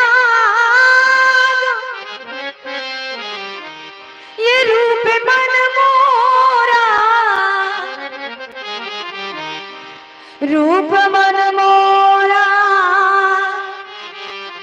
रूप मन मोरा। मैं बनावटी बैरागी नहीं हूँ, मैंने बनावटीपन कभी नहीं किया, दिखावा नहीं, दम्भ नहीं, सहज बैराग है मेरा। लेकिन इनको देखने के बाद पता नहीं ऐसा क्यों लग रहा है कि जिस ब्रह्म का मैं ध्यान करता था वो आ गया है, सामने प्रकट हो गया है। सच बताइए महाराज ये कौन है? विश्वामित्र जी ने पीछे से पीठ थपथपा दी, वाह राजन वाह जनक वाह जनक, आज मैं भी मान गया कि तुम सहज बैरागी हो। अच्छा महाराज कैसे मान गए कि मैं सहज बैरागी हूँ? ऐसे मान गया कि जब मैं राम और लक्ष्मण को अयोध्या से लेकर आया था ना, रास्ते में हमको ताड़का मिले। एक मिनट के लिए तो मुझे लगा कहीं ऐसा ना हो कि ये राम को क्षति पहुंचा दे, ताड़का। अच्छा आपको क्यों लगा था ऐसा? क्योंकि राम ने रास्ते में ऐसी चंचलता की कि मुझको लगा कि ये ब्रह्म नहीं है। क्या किया था राम ने? बोले राम ने पहला काम किया था, कमलन चितवत वृक्ष निहारत और जावत ताल तलैया। जब मैं इनको लेके आ रहा था तो कभी ये तालाब के में जो कमल के फूल थे उनको देखकर राम ने मुझसे कहा, गुरु बाबा आपकी आज्ञा हो तो मैं ये 2-4 फूल तोड़ लूं। मैंने कहा नहीं तोड़ना। राम फिर चुप हो गए और थोड़ी दूर और बढ़ा तो राम ने आम के वृक्ष में आम लगे देखे तो फिर मुझसे कहा, बाबा आपकी आज्ञा हो तो 2-4 फल तोड़ लूं पेड़ में चढ़ के। तो मुझको लगा ये कैसा भगवान है, कैसा ब्रह्म, आम तोड़ने जा रहा है, कमल तोड़, भगवान है ये? अरे साधारण मनुष्यों की जैसी लीला कर रहा है, भगवान नहीं हो सकता। और मैं विनती करूं इसीलिए एक चौपाई लिखी, पहली चौपाई, चले जात मुनि दीन दिखाई, देखो राम वो है ताड़का, देखो राम। तो तुलसी बाबा ने चुकी कहा है, गुरु बाबा ताड़का को आप राम को दूर से क्यों दिखा रहे हैं? दूर से क्यों? बोले इसलिए दिखा रहा हूं कि मैं खुद डरा हुआ हूं। राम ने ऐसी लीला की है, लगता है मनुष्य है। और अगर दूर से दिखाऊंगा और राम उस पिशाची का रूप देख के भी डर गए एक बार में, इसका मतलब है कि साधारण इंसान है। और अगर नहीं डरे तो फिर भी सोचना पड़ेगा, मुझे सोचना पड़ेगा। और एक विनती और बोलूं, एक ही बाण प्राण हर लेना। इसके कई अर्थ हैं। एक बाण से इसलिए राम जी ने एक ही बाण चलाया है, दूसरा नहीं। पहली बात तो ताड़का मेरे माँ के समान है, सुकेतु की कन्या है, विधवा भी हो गई है, इसको तड़पाऊंगा नहीं, ये अनाथ है। एक ही बाण से राम जी ने तुरंत प्राण खींच लिए, टाइम भी ना लगा, और तुरंत तड़पाऊंगा नहीं इसे। एक कारण और था, अगर मैंने एक बाण से ताड़का को नहीं मार पाया तब तक ताड़का यहाँ तक आ जाएगी, और यहाँ तक आएगी तो कहीं ऐसा ना हो कि गुरु विश्वामित्र डर जाएंगे, इनको अटैक आ जाए, मेरे राम को कोई बचाओ, राम को। क्योंकि दशरथ जी ने जब राम को सौंपा था तब मुझसे वचन लिया था, तुम मुनि पिता आन नहीं को, मेरे राम के आप गुरु नहीं है, पिता है, तो पिता की जैसी रखवाली करना। तो मैं डरा हुआ था कहीं ऐसा ना हो कि पिशाची मेरे राम को कुछ कर दे। और राम जी ने जैसे ही ताड़का का वध किया ना, जानते हो जनक, तब तुलसी बाबा ने नीचे चौपाई लिखी, इसी चौपाई के नीचे, तब ऋषि निज नाथई जी चिन्ही, जब ताड़का को मार दिया तब चिन्हा लिखा है, चिन्हा। आप पहचानती कि मेरा ब्रह्म है, ये तो नाटक कर रहा था, नाटक कर रहा था। तब ऋषि निज नाथई जी चिन्ही, तो विश्वामित्र जी को लगा कि जब मेरा ब्रह्म आ ही गया है तो बाण की, धनुष की, तलवार की, गदा की अब रखवाली मैं नहीं करूंगा, जो मेरे पास है अब मैं राम को सौंप दूंगा। तो तुलसी बाबा कहते हैं, तब ऋषि निज नाथई जी चिन्ही, तो विद्या निधिका विद्या दीन्ही, जाते लागना क्षुधा पिपासा, अतमित बंतन तेज प्रकाशा। आयुध सर्व समर्पक है, इसमें लिखा है। महात्मा के यहाँ जितने अस्त्र शस्त्र रखे थे सब कुछ सौंप दिया, राम ये सब तुम्हारे हवाले है बेटा। अब मैं बूढ़ा हो गया हूँ, अब मेरी हड्डियों में वो ताकत नहीं है, आज से तुम इसकी रक्षा करना। मेरी ब्रह्म आ गया है तो फिर अपने क्या चलाना, अपने क्या चलाना। जिसका है वो कहते नहीं, वो चौपा वो गाया करते हम लोग आरती, तेरा तुझको अर्पण क्या लागे मेरा, ओम जय जगदीश हरे। जो तेरा है तो वो तेरा है प्रभु, मेरा कुछ है ही नहीं है, मेरा कुछ नहीं, तेरा तुझको अर्पण। विनती करूं जनक जी कि पेट फूकते हुए विश्वामित्र जी ने कहा है, राजा तुम्हारे जैसी आंखें मेरी भी नहीं है, मैंने तो जब तक ताड़का का वध नहीं करवा लिया तब तक राम को ब्रह्म नहीं माना। ताड़का का वध करवा, सीता को आप शक्ति मानते हैं कि शक्ति है, हम स्वयं इसके बेटी बेटा हैं, तो सीता आपकी शक्ति है, ये सही है और राम ब्रह्म है। तो ऐसा करिए, स्वयंवर को कैंसिल करिए और फिर क्या करो? बोले शक्ति का हाथ ब्रह्म को दे दो। ब्रह्मा गए हैं, जिसकी धरोहर है उसको सौंप दो और आराम से भजन कर, अपनी जिम्मेदारी से निर्द्वंद हो जाओ। जनक जी ने कहा नहीं कर सकता, अपनी बेटी का हाथ ऐसे नहीं सौंपूंगा, कलंक लग जाएगा मुझे। क्या कलंक लग जाएगा? बोले पहली बात तो ये है, आप पहचान पाई है, जब तक मेरे ब्रह्म स्वयं अपने आप को जनवाएंगे नहीं कि मैं ब्रह्म हूं, जब तक मेरी प्रजा स्वीकार नहीं करेगी तब तक मैं अपनी बेटी का हाथ नहीं दूंगा। अपनी मेरी प्रजा स्वीकारे, पहले प्रजा स्वीकारे। और देखना, राम जी ने प्रजा को स्वीकारने के लिए ही शाम का वक्त था, लक्ष्मण जी के मन में हुआ नगर देखने जाना है। गुरु विश्वामित्र जी ने आज्ञा दे दी, जाए देखे आवऊ नगर सुख निधान दो भाई, करऊ सफल सबके आज्ञा दे दी, जाए देखे आवऊ नगर सुख निधान दो भाई, करऊ सफल सबके नयन सुंदर बदन दिखाए। बाबा जी कहते हैं प्रजा भी पहचान गई, और जिसका राजा इतना प्योर होगा प्रजा कितनी अच्छी ना होगी। बाबा जी लिखते हैं एक कंकड़ उठा करके ऐसे फेंको तो जनकपुर में जितनी प्रजा थी, बाबा जी कहते हैं सब साधु थे, सब साधु। अरे राम, 100 में 100 लाना, 500 में 500 लाना, ये बड़ी कठिनता की बात होती है। लेकिन यहाँ 500 के 500 प्योर थे, लाख के लाख प्योर थे।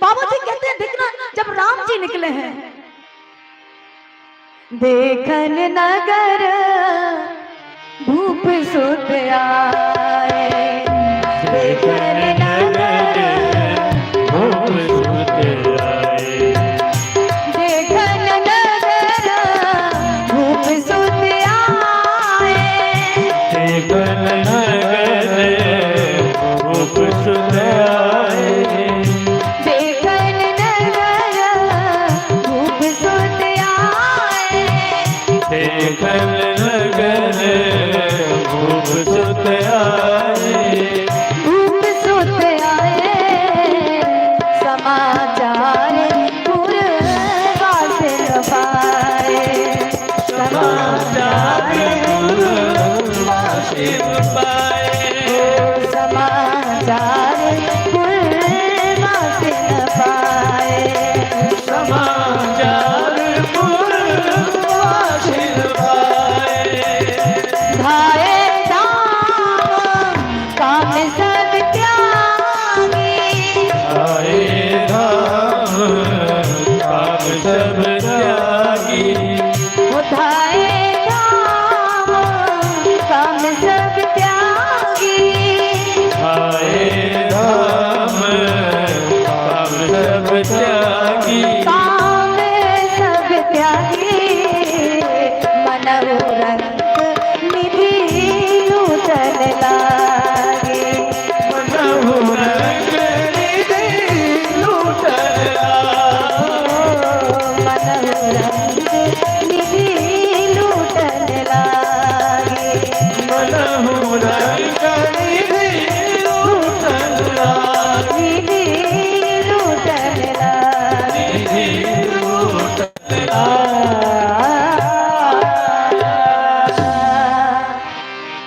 धाये धाम, मेरा राम आया है। और ये पूरे मिथिला में खबर हो गई, पूरे मिथिला में। बाबा जी कहते हैं ये मिथिलावासी कोई साधारण नहीं है, पूर्ण नर नार सुबह सुचि संता। अच्छा, संत ही नहीं है, संत कैसे हैं? बोले धर्मशील ज्ञानी गुणवंता, धर्म की रेखा पे चलने वाले हैं। अच्छा, एक बार बापूजी कह रहे थे, मुरारी बापू, लकीर का फकीर होता है। ये एक विलोम शब्द है, विलोम शब्द, लकीर का फकीर। तो बापूजी ने इसका बड़ा अच्छा उदाहरण दिया था। लकीर का फकीर क्या होता है बाबा जी, बापूजी बताओ। तो उन्होंने कहा था जो लेफ्ट राइट कभी इधर लकीर खींचता है, कभी इधर खींचता है, कभी इस रास्ते चलता है तो कभी इस रास्ते चलता है, वो आदमी जल्दी से फकीर नहीं रहता। समझ रहे हैं? चलो आज जुआ से पैसा नहीं मिला तो चलो आज चोरी ही कर लेते हैं, आज चोरी से नहीं मिला तो कुछ और करते हैं, धंधा करते हैं। कोई अलग अलग रकीलों में चलने वाला आदमी फकीर नहीं रहता, कहीं ना कहीं से पैसा लाएगा वो। ठीक है, लेकिन लकीर में चलने वाला भाई साहब, इसमें लिखा है लकीर का फकीर, लेकिन जो एक ही रास्ते चलने वाला होगा वो रास्ता सत्य का हो सकता है, वो रास्ता धर्म का हो सकता है, कर्तव्य का हो सकता है, निष्ठा का हो सकता है।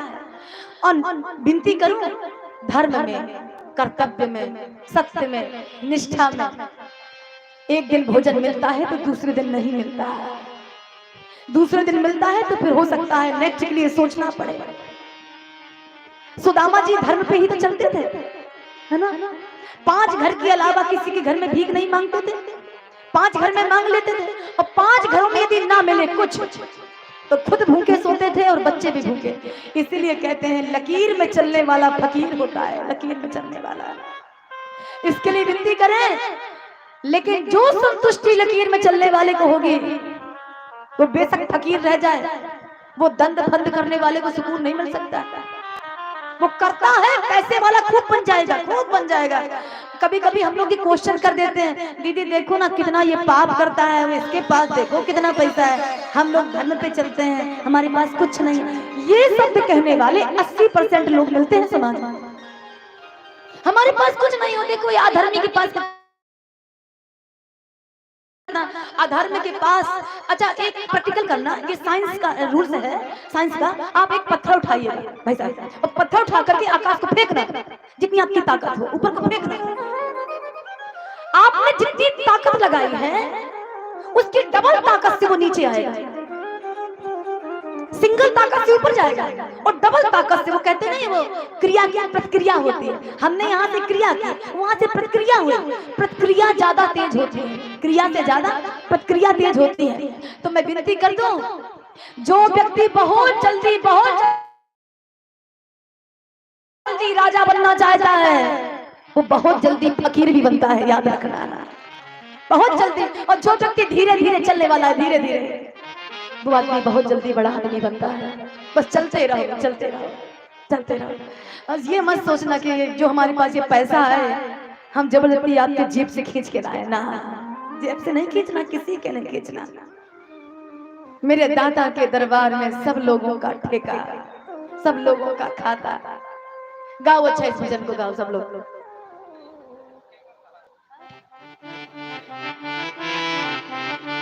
ताली सब लोग बजाना, आप भी बजाना। एक तो बताएं, आप सबके चेहरे मुझे नहीं देखते, आप अधिकांश मुझे देख रहे हैं, मैं आपको पूरी तरह नहीं देख पा रही। लाइट की मुझे लगता है अभी उतनी कंफर्टेबल व्यवस्था नहीं है।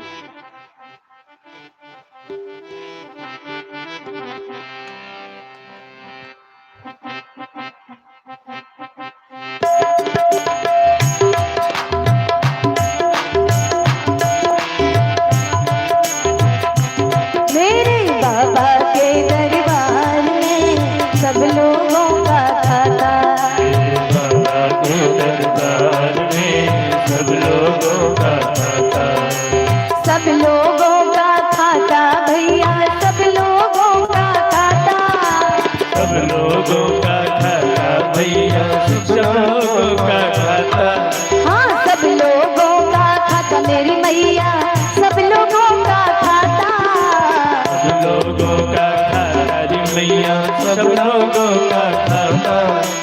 दादा के दरबार में सबका जीवन खाता, मेरे दादा के दरबार में सबका जीवन खाता।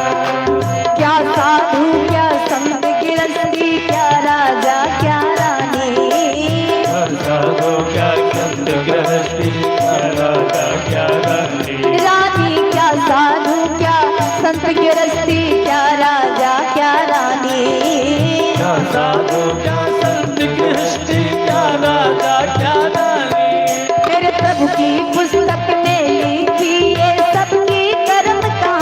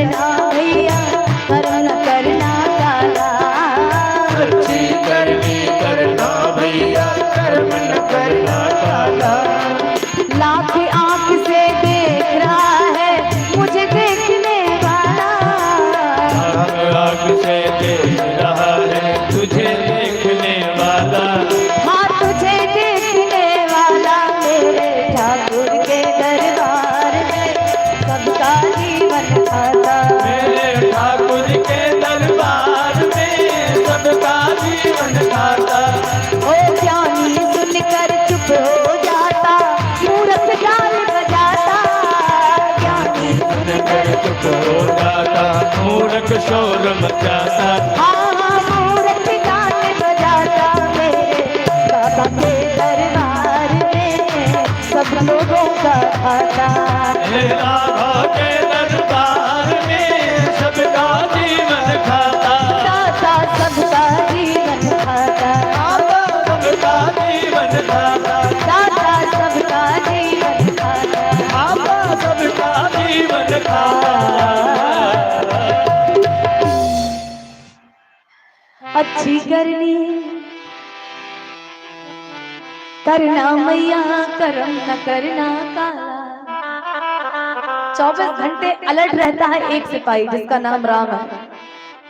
लाख आंख से देख रहा है तुझे देखने वाला और मुझे देखने वाला।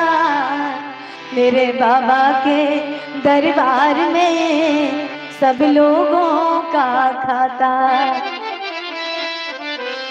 बाबा जी वाक्य देते हैं, राम आए हैं मेरे कैसा काम। पूर्ववासियों ने काम का त्याग दिया। नंबर पहला, ये बार बार कहा करते हैं राम आए हैं, 3 चीजों का त्याग कर दो। राम आए हैं आपके यहाँ पर, ये राम बैठे हैं। 9 दिन तक ये पोथी राम के रूप में प्रवेश की है, इसके लिए राम आए हैं। ठीक है, तो मैं विनती करूं, राम आए हैं तो कैसा काम। आप सब लोग जब आते हैं मेरे हाथ से पूछो मैं कितना खुश होती हूँ। जो चिंता मुझे वही चिंता आपको है। मुझे कथा कहने की चिंता है और आपकी कथा कहीं छूट ना जाए तो आपको सुनने की चिंता है। तो पहला काम, राम कैसे मिलते हैं, पूर्ववासियों से सीखो। पूर्ववासियों ने राम आए हैं 3 चीजों का त्याग किया। नंबर 1, धाए धाम। नंबर पहला, अपना घर छोड़ दिया। राम आए तो कैसा घर, सारे संसार का घर वाला आया है, घर वाला, घर छोड़ा। उसके बाद धाए धाम काम। अब बैठे तो हैं आप सब, कोई फालतू आदमी है तो, जितने लोग बैठे सब फालतू है तो, सबके पास अपना अपना बिजनेस है, अपना अपना काम है। कोई ऐसा तो नहीं है कि जो बिना काम का आदमी हो, सब काम वाले आदमी है यहाँ।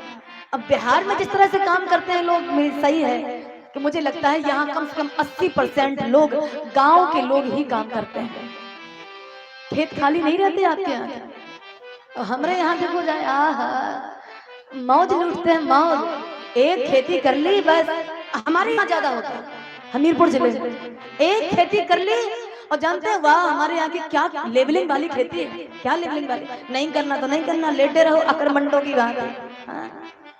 मैं विनती करूँ, इन्होंने नंबर पहला घर छोड़ा, दूसरा काम छोड़ा, राम आए हैं, और फिर उसके बाद में सब त्यागी। ये सब त्यागी क्या है। तो बाबा जी कहते हैं किसी किसी का बच्चा रोने लगा, जाते समय बोले चुप, राम आया, बैठ आराम से बैठ। सब त्यागी, चुप, बच्चा है रो रहा है, मेरा राम आया, तुझे कौन देखे, और दौड़ पड़ा। पत्नी कोई लिस्ट बना रही हो, काम कर रही हो, ये ले आना, चल अभी मेरा राम आया, कोई काम नहीं करना। सब त्यागी, सब त्यागी। दुनिया का कोई भी काम इस समय नहीं रोक सकता, इस समय, हाँ इस समय नहीं। और यहाँ तक कि बाबा जी कहते हैं बूढ़े वृद्ध थे वो, जवान थे वो, स्त्रियां थी वो, यहाँ तक कि जिन स्त्रियों के हाथ की भी पहली मेहंदी नहीं उतरी है, पहली मेहंदी, बाबा जी कहते हैं वो, ये ब्रह्म आया है, ब्रह्म आया है, ब्रह्म आया है।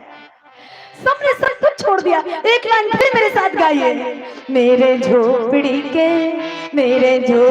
के बाल आज खुल जाएंगे, राम आएंगे। मेरे झोपड़ी के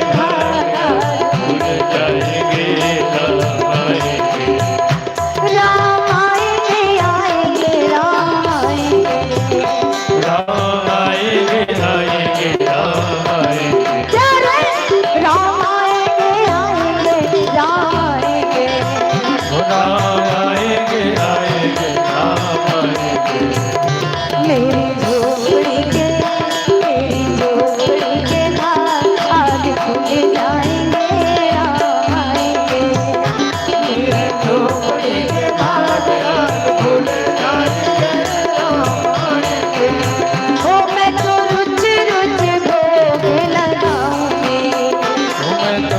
रुचि रुचि भोग लगाऊंगी। ओ मीठे मीठे पेड़ प्रभु को खिलाऊंगी। मीठे मीठे पेड़ प्रभु को खिलाऊंगी।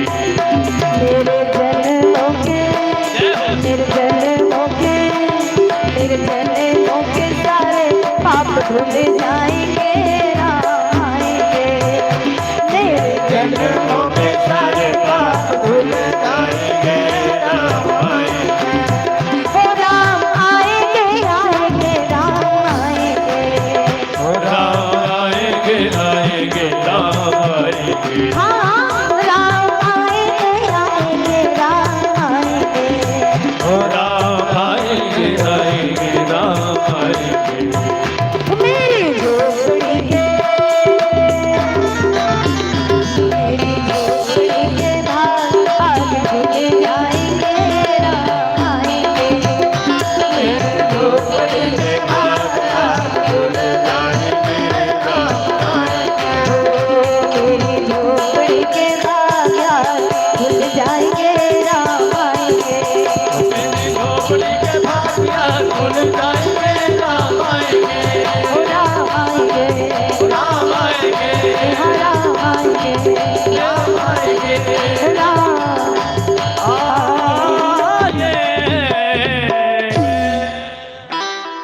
धाए धाम काम सब त्यागे, मनहु रंग निधि लूटन लागे। मर्यादा बड़ी है, बाहर ससुर है, जेठ है। जो नई नई स्त्रियां आई हैं वो कैसे निकले, राम को तो देखना है। अच्छा, एक कथाकार एक कथा सुना रहे थे, उन्होंने कहा एक स्त्री नई नवेली दुल्हन, अब वो भी निकली बाहर दर्शन के लिए, तो सास सामने खड़ी थी। किसी कथाकार ने कहानी कही थी, अच्छी लगी थी तो जोड़ दी इसी में।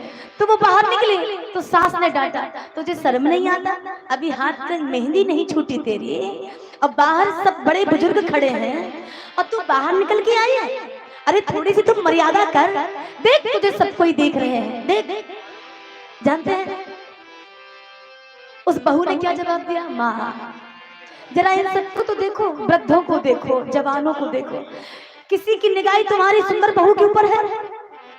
किसी की भी निगाह बता दो, अच्छे से देखो इनको सबको, किसी की निगाह तुम्हारी बहू के ऊपर है? सास ने कहा तू कहने वाली क्या है? बोले मैं ये कहने वाली हूँ कि आज तुम्हारा दुर्भाग्य कैसा है, सारे जगत को सुंदर करने वाला पुरुष आया है, सब उसको देख रहे हैं, किसी की भी निगाह में इतनी बड़ी फुर्सत नहीं है जो तुम्हारी बहू को देखे, सब उसको देख रहे हैं।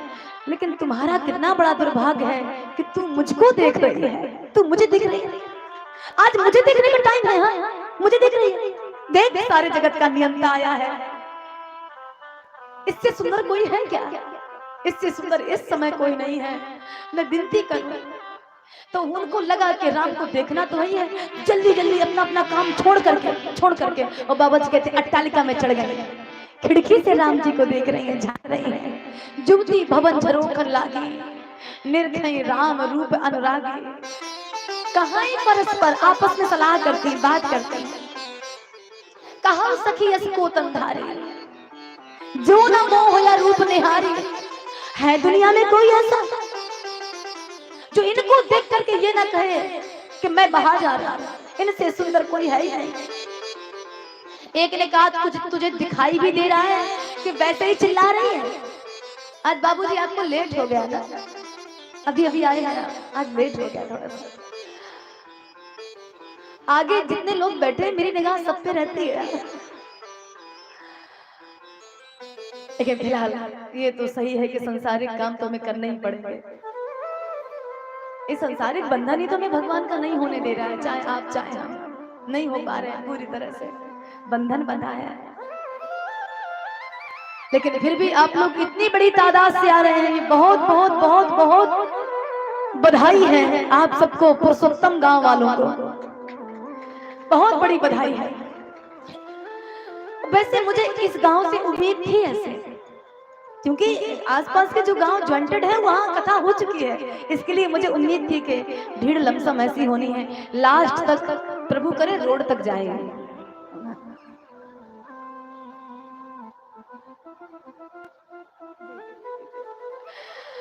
अपने लिए एक बार फिर से ताली बजाओ। और जो अतिथि अन्य अन्य गांव से आए हैं उनके लिए मैं यहाँ से धन्यवाद देती हूँ। आप लोग परिश्रम करके आ रहे हैं, इसके लिए आप लोग ज्यादा भाग्यवान हैं। बाबा जी कहते हैं ये सब स्त्रियां ऊपर चढ़ गई, वहां से राम जी का मुंह देख रही हैं। एक ने कहा दिख नहीं रहे राम जी। अच्छा राम जी पता है क्यों नहीं दिख रहे थे? राम जी जब लक्ष्मण जी के साथ चले हैं तो समझाया था लक्ष्मण को, लक्ष्मण खबरदार गर्दन ऊपर करके नहीं चलोगे, नीचे करके चलोगे। लक्ष्मण जी ने कहा भैया मुझसे नहीं होगा, आप कोई नाक वाक थोड़ी कटाए हैं कि नीचे को गर्दन करें, हमसे नहीं होगा। राम जी ने कहा लक्ष्मण नाक कटाने वाली बात नहीं है, पता है तुम्हें ये मिथिला जो है इस समय मिथिला में कौन विराजमान है? तो लक्ष्मण जी ने कहा मैं ज्यादा तो नहीं जानता लेकिन इतना पता है कि भाभी विराजमान है, इतना पता है। नहीं नहीं, इसके अलावा भी उसे आप भाभी के रूप में मत देखो, उन्हें आप माया के रूप में देखो। और पता है जब माया कोह करती है तो नारायण भी नाचता है, माया कोह करती है तो नारायण को नाचना पड़ता है। उत्तरकांड में लिखा है ना, जब ये हम लोग हैं जो ये केवल माया के कारण नाच रहे हैं, ऊपर से हमारी मैया नचा रही है। आप लोग को दो लोग नचा रहे हैं, एक तो माया भी ऊपर वाली माया और दूसरा नारी दिवस नर सकल गुसाई नाचे वो मरकट की लाई। बेचारा अभी अभी ऑफिस से आया है, अभी अभी ये खेत का काम करके आया है, ये अपना बिजनेस समाप्त और घर में जैसे ही आया तो पत्नी ने लिस्ट बना दी, धनिया नहीं है, नमक नहीं है, हल्दी नहीं है, सब्जी नहीं है, चावल नहीं है, और बेचारा फिर भगा। ये लिया अच्छा हमारी बेटी को गलती नहीं है, और जब नहीं है तब 56 व्यंजन मांगोगे तो कहां से मिलेगा? नाचना तो पड़ेगा प्यारे। हाँ वो एक गीत नहीं था, वो किसमें था, नदिया के पार एक पिक्चर थी उसमें था, सात फेरों के सातों बचन प्यारी दुल्हनिया भूले ना जाना, सात फेरों के सातों बचन प्यारी दुल्हा जी भूले ना जाना।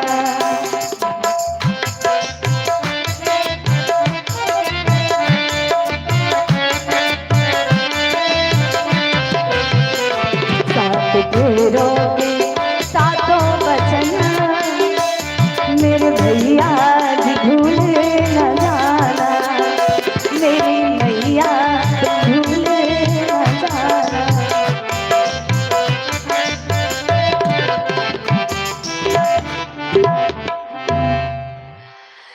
लक्ष्मण तुम्हें सर झुका के चलना पड़ेगा। एक तो ये माया नगरी है और माया के सामने नतमस्तक रहने से माया कृपा करती है, ठीक है? माया के सामने बाहुबली ना बनो तो सर झुकाओ। दूसरे नंबर एक तो आपकी भाभी माया है, दूसरे नंबर पे भक्ति है, और भक्ति के नगर में सर झुकाने में कोई शर्म नहीं होनी चाहिए, सर झुकाओ। और एक बड़ा प्यारा वाक्य आता है, भक्ति के नगर में अच्छे अच्छे ज्ञानी, अच्छे अच्छे बैरागी, बीतरागी सन्यासी सर झुकाते हैं, सर झुकाते हैं। तुम भी झुकाओ। सखियां ऊपर से देख रही हैं कि ये दोनों कुछ खुसर खुसर कर रहे हैं, कोई बातें कर रहे हैं, लेकिन पीछे को मुड़ को नहीं देख रहे हैं, मुड़ के नहीं देखते। लक्ष्मण जी अच्छा देखना, एक सखी कहती है मुड़ के यदि देखना है इनको, इनका चेहरा देखना है तो इनके यहाँ की बातें करनी पड़ेगी। अच्छा तो एक सखी कहती है मैं देख लेना इनका चेहरा दिखा दूंगी, इनको मुड़ के देखना ही पड़ेगा। तो एक सखी कहती है जानते हैं ये दो दशरथ के डोटा बाल मरालन के कल जोटा। ये जो दोनों जा रहे हैं इनके पिता का नाम दशरथ है, मुनि कौशिक मत के रखवारे, जिन रन अजरा और निशाचर मारे। महात्मा विश्वामित्र जी के यज्ञ की रक्षा करने भी इन दोनों का हाथ है। अच्छा और राम जी ने मुड़ के अभी भी नहीं देखा। सखी ने कहा ले तेरे दोनों तीर बेकार हो गए, प्रशंसा भी इनको अच्छी नहीं लगती। तो फिर बोले हैं कि संत चाहे तो चाहे जब भगवंत को चिपका ले अपने आप, चाहे जब चिपकाएगा। इसके लिए ये जितनी खड़ी हैं स्त्रियां, इनको ये न मानना कि संसारिक स्त्रियां हैं, ये सब भक्तिमय मायामय हैं। और लक्ष्मण ऐसा चिपकाएंगे मिथिला में तुमको कि घर जाने लायक नहीं रहोगे। इसके लिए मैं कहता हूँ सर झुका के चलो, सर झुका के।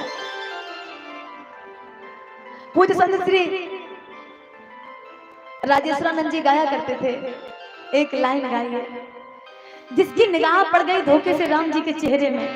इसमें एक चौपाई आती है, चतुर सखी लग कहा लखाई, पहनावो जयमाल सुहाई। इसमें एक चतुर सखी है सीता जी की, खास सखी। और जानते हैं वो खास सखी कौन है? ये वही खास सखी है जो भगवान शंकर की पटरानी है, गौरी मैया। बराबर माता सती की सखी बनी हुई है, उनकी सीता मैया की सखी है। उनने राम जी को देखा है, उनका रूप देखा है। तो मैं विनती करूं, उसने फूल बरसाए ऊपर से। राम जी आप सुंदर हैं मानते हैं, लेकिन हमारी सीता जी के बराबर सुंदर नहीं है आप, सुंदर हैं आप। तो लक्ष्मण जी ने पीछे से माने पीछे है वो, आगे को मुंह करके उत्तर दिया, कैसे मान ले कि आपकी सीता जी बहुत सुंदर है? मानना पड़ेगा आपको, क्योंकि मैं उनकी सखी हूँ। अच्छा, तो मैं भी तो राम का भ्राता हूँ, मैं जानता हूँ कि मेरे भैया के बराबर कोई सुंदर नहीं है, मैं अपने भैया को जानता हूँ। तो सखी कहती है मैं अपने सखी को जानती हूँ। अच्छा कैसे पता चले? बोले कल पुष्पवाटिका में आना, कल आना पुष्पवाटिका में फूल तोड़ने के लिए, सब लोग आते हैं तो आप भी आ जाना, पता चल जाएगा सीता सुंदर कि आप सुंदर। पूज्य संत श्री राजेश्वरानंद जी कहा करते थे, रघुनंदन जन गर्भ करो मन माही, गर्भ मत करो, देखो आपन सूरत सिय की छाही। सीता जी की जैसी सांवली सांवली परछाई है, बस वैसे ही है हम, इससे ज्यादा नहीं है। और नया अगर आपको ये बात रुच रही हो तो कल पुष्पवाटिका में आना, तो पता चल जाएगा कौन सुंदर, आप या किशोरी जी, आप या किशोरी जी। एक बात मैं फिर से कह दूं, जब तक राम जी मिथिला नहीं पहुंचे हैं तब तक ये क्या नाम है इसका, धनुष भंग की लीला है। धनुष भंग सुन रघुकुल नाथा, धनुष यज्ञ सुन रघुकुल नाथा, हर्ष चले मुनिवर के साथ। जब तक राम जी नहीं पहुंचे तब तक इसका नाम धनुष यज्ञ है। और जब राम जी पहुंच गए तो, और सीता जी को जब देख लिया पुष्पवाटिका में, तुलसी बाबा को लिखना पड़ा, अब इसका सही नाम लिखो, सही सीए स्वयंवर देखो जाए, भूप काह धो दे बढ़ाई। अब ये सीए स्वयंवर हुआ, अभी तो धनुष यज्ञ था केवल। एक दूसरे को देखने के बाद जब पसंद कर लिए, गौरी माता से वरदान मांग लिए, तब तुलसी बाबा कहते हैं अब ये सीए स्वयंवर हुआ, एक दूसरे का वर्ण हुआ, अब वर्ण हुआ। बाबा जी बड़ा प्यारा बात, एक लाइन गाइए, सखी गाती है, श्री दशरथ राजकुमार नजरिया लग जाएगी, दशरथ राजकुमार नजरिया लग जाएगी, दशरथ राजकुमार नजरिया लग जाएगी, दशरथ राजकुमार नजरिया लग जाएगी, लग जाएगी हाँ लग जाएगी, लग जाएगी हाँ लग जाएगी, लग जाएगी हाँ लग जाएगी, लग जाएगी हाँ लग जाएगी, कौशल्या के राजकुमार नजरिया लग जाएगी, कौशल्या के राजकुमार नजरिया लग जाएगी, दशरथ के राजकुमार नजरिया लग जाएगी, दशरथ के राजकुमार नजरिया लग जाएगी।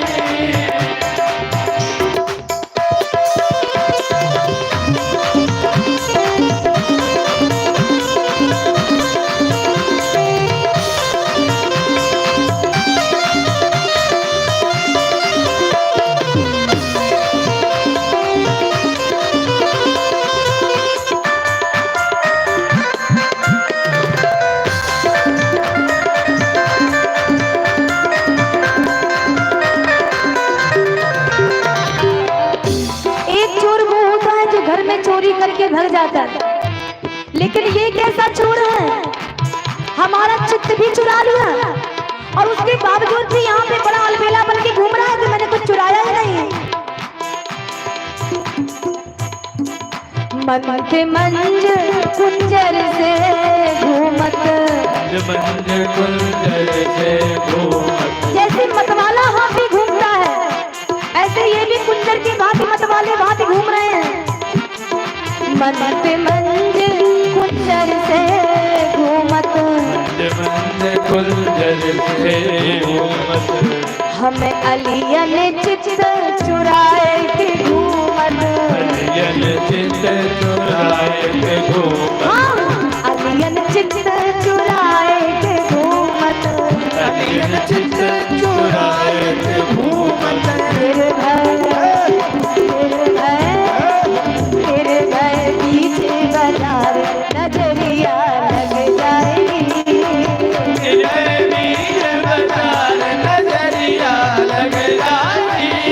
कसरत के राजकुमार नजरिया लग जाएगी,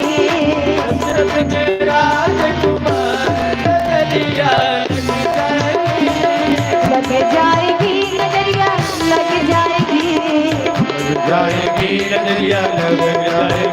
हाँ लग जाएगी, हाँ लग जाएगी,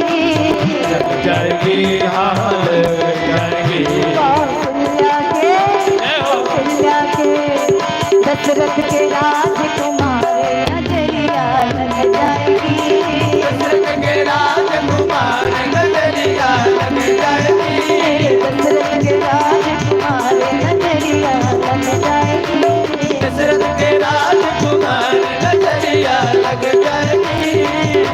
नजरिया लग जाएगी।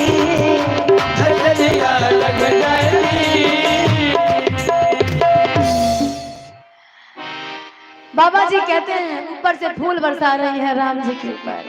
राम जी, अच्छा देखना, जब राम जी का वनवास हुआ है एक घटना घटी। राम जी ने जिन जीवों की तरफ देखा, जो जीव थे वहां जंगल में, है ना, या महात्मा थे या जीव थे, जिनकी तरफ राम जी ने देखा वो तर गए, और जिनने राम जी को देख लिया वो तर गए, और दोनों में ही फायदा है। बाबा जी कहते हैं ये जो सखियां हैं ना, ये भी तरना चाहते हैं। एक बात और बताऊं, ये सखियां नहीं है, राम जी की प्रेसी हैं, ये जन्म जन्मों की। आगे देखना, चौपाई गाऊंगी मैं, सब कह रही हैं, सब, हे विधाता, अगर हमने पुण्य प्रताप किए हो तो जो ये सामना सामना राजकुमार है हमारी किशोरी को मिल जाए। तो तुलसी बाबा ने कहा शादी तो आप लोग की भी नहीं हुई है ना, अपने लिए भी मांग लो, ये राजकुमार अपने लिए मांगो ना, सीता के लिए ही क्यों मांग रही हो। तो पता है सखियां क्या बोली है, कोई विवाहित है कोई अविवाहित है, वो क्या कह रही है, कह रही है हम अपने लिए भी मांग सकते हैं इसको, लेकिन हमारा इतना बड़ा पुण्य प्रताप नहीं है कि भगवान हमको अपनी प्रेसी बना ले, इतना बड़ा नहीं है। राम जी जान गए, एक चौपाई लिखी ना आगे, जाकी रही भावना जैसी प्रभु मूरत देखी दिन तैसी। राम जी ने मन ही मन में सोचा है, चिंता ना करो, इस बार तो मैं मर्यादा में आया हूँ, मर्यादा पुरुषोत्तम कहलाता हूँ। सीता को वचन दिए हैं राम जी, सीता तुम्हारे अलावा मेरे जीवन में दूसरी कोई पत्नी नहीं होगी, क्योंकि जो राजा होते थे वो कई शादियां करते थे, मेरे पिता ने ही कई शादियां की, लेकिन मैं नहीं करूंगा। मेरे तुम हो आदि और अंत तुम ही हो, मुझे किसी से कोई मतलब नहीं। लेकिन हाँ, राम जी तो मन की बात जानने वाले हैं, इन सखियों के मन की भी बात जानते हैं।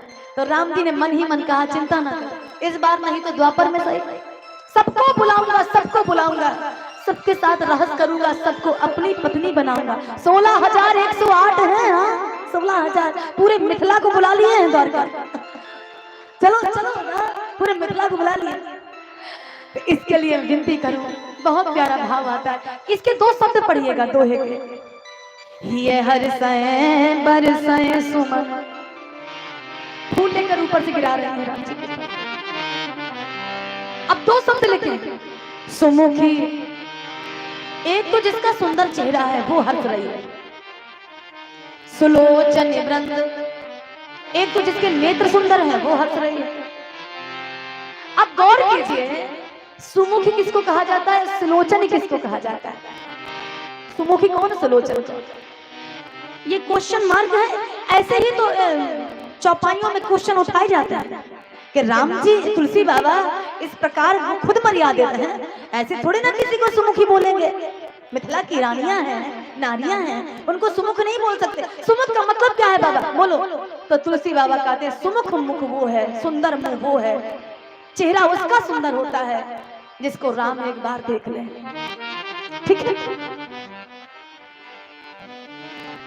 कुब्जा 3 जगह से टेढ़ी है, पूरी झुक गई है, कुबड़ है कुब्जा। कंस की दासी है, लेकिन परमात्मा की निगाहें पड़ गई कुब्जा के ऊपर। कंस के यहाँ जा रहे हैं, कुब्जा के ऊपर निगाह पड़ गई भगवान की। और देखना जरा, भगवान के मुख से निकला सुंदरी, ये चंदन हमारे मत्थे में भी लगा दो। सुंदरी हमारे मत्थे में। कुब्जा को थोड़ी देर के लिए बड़ा बुरा लगा। भाई जो काले को काला नहीं कहा जा सकता, काने को काना नहीं, लगड़े को लंगड़ा नहीं, बुरा लगने वाली बात है। तो कुब्जा चूंकि सुंदर नहीं है, कमर पूरी झुकी है, कुरूप है, देखने में बदसूरत है, लेकिन जब भगवान ने कहा सुंदरी, तो कुब्जा ने भी कह दिया सारा संसार हंसी उड़ाता है तो चलता है, तुम भी हंसी उड़ाते हो, तुम भी। तुमने ऐसा मुझ में क्या देखा कि मैं सुंदरी हूं? भगवान कृष्ण ने कहा कुब्जा तुम नख से लेकर चोटी तक सुंदर हो, नख से लेकर चोटी तक सुंदर। और एक बात बोलो, ये कुब्जा कौन है ना? तो ये कुब्जा कई लोग कहा करते हैं सबरी माता ही है, इसको भगवान ने अपनाया है, ये सबरी माता है। अब सबरी माता की कहानी बता दो क्या? एक राजा की पत्नी थी, राजा की पत्नी, और राजा एक बार कुंभ के मेले में गए। कुंभ का मेला लगा था, कुंभ के मेले में गए। और कुंभ के मेले में ऐसे सत्संग गली गली चलता है, हर रास्ते रास्ते चलता है। तो रानी के मन में, रानी चूंकि बहुत धर्मवान थी, जो सबरी माता आके हुई हैं सबरी, तो रानी चूंकि बहुत धर्मवान थी, रानी ने दोनों हाथ जोड़े हैं अपने पति के सामने, महाराज यदि आपकी आज्ञा हो तो मैं सत्संग सुन करके आ जाऊं, मेरा मन फिर नहीं कर रहा है, ऐसा लग रहा है वहां पहुंच जाऊं। तो राजा ने कहा महारानी तुम साधारण रानी नहीं हो, साधारण नारी नहीं हो, रानी हो, पाट महिषी हो तुम। और पता है रानी जब सज जाती है तो उसके आगे पीछे पर्दे लगा दिए जाते हैं, कोई देख न ले। रानी की बहुत बड़ी मर्यादा है, और तुम साधारण नारी की जैसी तुम कथा सुनोगी वहां, संभव ही नहीं है, वहां नहीं जाना। अब तो महारानी अंदर ही अंदर टूट गए और मन ही मन कहने लगी हे विधाता, ऐसी राजसत्ता और ऐसी रानी होने का क्या मतलब जो खुलकर सांस नहीं ले सकते, ना तेरा भजन गा सकती है, ना सत्संग में बैठ सकती है, रानी होने का क्या फायदा। और रात के समय, रात के 12 बजे रानी अपने राउटी से निकली, राउटी जो लगाई जाती है कपड़े की, मेले में लगी थी जहां पे वो थी। तो रात के 12 बजे निकली, जब राजा सो गए, और त्रिवेणी संगम में बीचों बीच जाके खड़ी हो गई, और बीचों बीच संगम में, और मरते समय वरदान मांगा, हे त्रिवेणी मैया, हे प्रभु, हे नाथ, हे जगत के पालनहार, यदि मेरे मन में तुम्हारे प्रति सच्ची मोहब्बत हो तो जो रूप मुझे दिया है, अगर तुम्हारे मार्ग में बाधा बन रहा हो, तुम्हें पाने में बाधा बन रहा हो, तुम्हारे नाम जपने में, तुम्हारे सत्संग में बाधा बन रहा हो, तो मुझे हर जन्म में कुरूप बनाना, लेकिन अपनी भक्ति दे देना, अपना सत्संग दे देना। एक जन्म में ये सबरी बनी जो बेहद कुरूप थी, हाँ, भील जात में जन्म ली, बेहद कुरूप। उसके बाद में ये कुब्जा बनी है, कुब्जा, और कुब्जा भी टेढ़ी है। तो सबरी के रूप में भगवान ने अपनाया राम बनकर, और कुब्जा को अपनाया कृष्ण बनकर। मैं विनती करूं, ये बड़ा प्यारा भाव कथाओं से निकल के आया करता है। सुमुखी कौन है कथा में? सुमुखी वो है जिसे भगवान ने देखा है। अब वो चाहे जितना बदसूरत क्यों ना हो, अब भगवान जिसे देख ले वो दुनिया का सबसे खूबसूरत है, दुनिया का सबसे खूबसूरत, उससे बढ़कर खूबसूरत कोई नहीं। तो सुमुखी कौन, समझ में आया? चेहरा चाहे जैसा हो, लेकिन परमात्मा ने देखा हो। और सुलोचन कौन? सुलोचन जिसके नेत्र सुंदर होते हैं। तो नेत्र किसके सुंदर है? जिसने भगवान को देखा है उसके नेत्र सुंदर, और जिसको भगवान ने देखा है उसका चेहरा सुंदर। बाबा जी कहते हैं ऊपर से फूल बरसा रहे हैं, ये हर्षय बरसाए सुमन। हर्ष किस बात का है इनके मन में? हर्ष इस बात का है कि दोनों तरह के तरन तारण है। राम हमको पुष्प वाटिका में देख लेंगे तो हम तर जाएंगे, हम राम को देख लेंगे तो हम तर जाएंगे, इसलिए सब बुलावा दे रहे हैं सब। ये हर्षय बरसाए सुमन सुमुख सुलोचन वृंद। और जिस रास्ते से राम निकलते हैं, जाए जहां जहां बंद दो तो ताह ताह परमानंद। सुबह का टाइम हुआ, गुरु विश्वामित्र जी महाराज तो सब जानते हैं, 3 काल के जानने वाले हैं। वो जान गए थे कि मेरे राम को बुलाया गया है। अच्छा, राम जी ने तो नहीं बताया कुछ, लेकिन विश्वामित्र जी ने अपने आप से कहा, जाए देखे आवो नगर। राम ऐसा करो, जाओ पुष्प वाटिका चले जाना बेटा, थोड़ी सी मेरे लिए फूल ले आना पूजा के लिए, और तुलसी दल ले आना, ठीक है? फूल और दल लेके आना। जनक जी के सिपाही आगे पीछे घूम रहे हैं विश्वामित्र जी के। जनक जी ने कहा है कि विश्वामित्र जी को किसी प्रकार की कोई कमी नहीं होनी चाहिए, लेकिन देखना जरा, राम को ही भेज रहे हैं विश्वामित्र। राम तुम जाओगे लेने, तुम जाओगे, क्यों? भक्ति आने वाली है, भक्ति आने वाली है, जाओ जाओ। अब बाबा जी वाक्य देते हैं, राम और लक्ष्मण पुष्प वाटिका में पहुंचे तो कितना प्यारा वाक्य आता है। राम जी ने जैसे ही अपना कदम आगे को बढ़ाया, एक चौपाई गा दूं आपके सम्मत। राम जी ने पैर बढ़ाया, सीता जी को पता चल गया मेरे प्रभु आ गए। पैर बढ़ाया ही है, चौपाई क्या लिखी?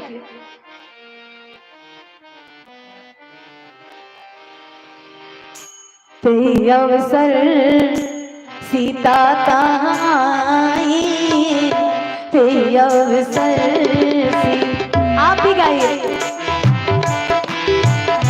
ते अवसर सीता ताई, गिरिजा पूजन जननी पटाई।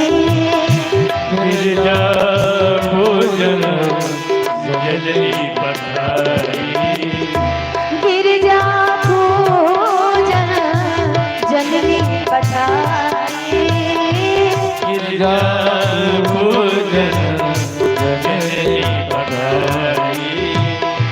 पूजन गौर सखी ले आई, पूजन गौर सखी ले आई। करत प्रकाश हिरण फूलवाई। करत प्रकाश तुझे गुरुबाई। करत प्रकाश हिरण फूलवाई।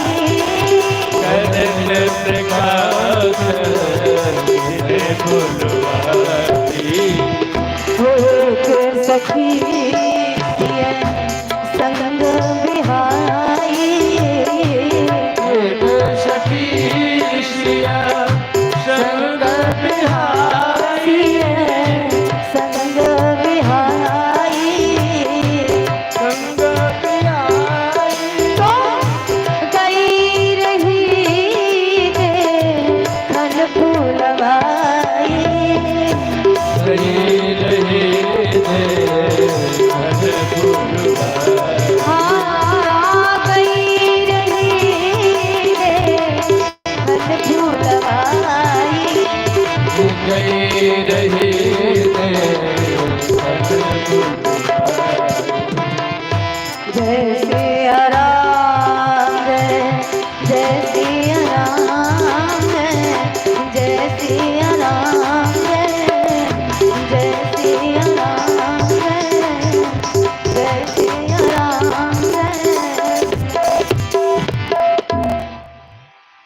सखी का नाम है चंचल सखी। सीता जी पूजा करने लगी और तब तक वो पंक्ति से निकले, ऐसा करिए बहन जी आप करिए पूजा, हम चले। अच्छा कहाँ जा रहे हैं? हम किसी को देखने जा रहे हैं। देखे भला वादे के पक्के हैं कि कच्चे? कल तो बड़ी बड़ी बातें कर रहे थे, आज देखे भला। अब वो सखी यहाँ से निकली। ये वही सखी है जो बार बार कभी शंकर जी को राम जी का मिलन कराते हैं, कभी सीता जी को राम जी का मिलन कराती है।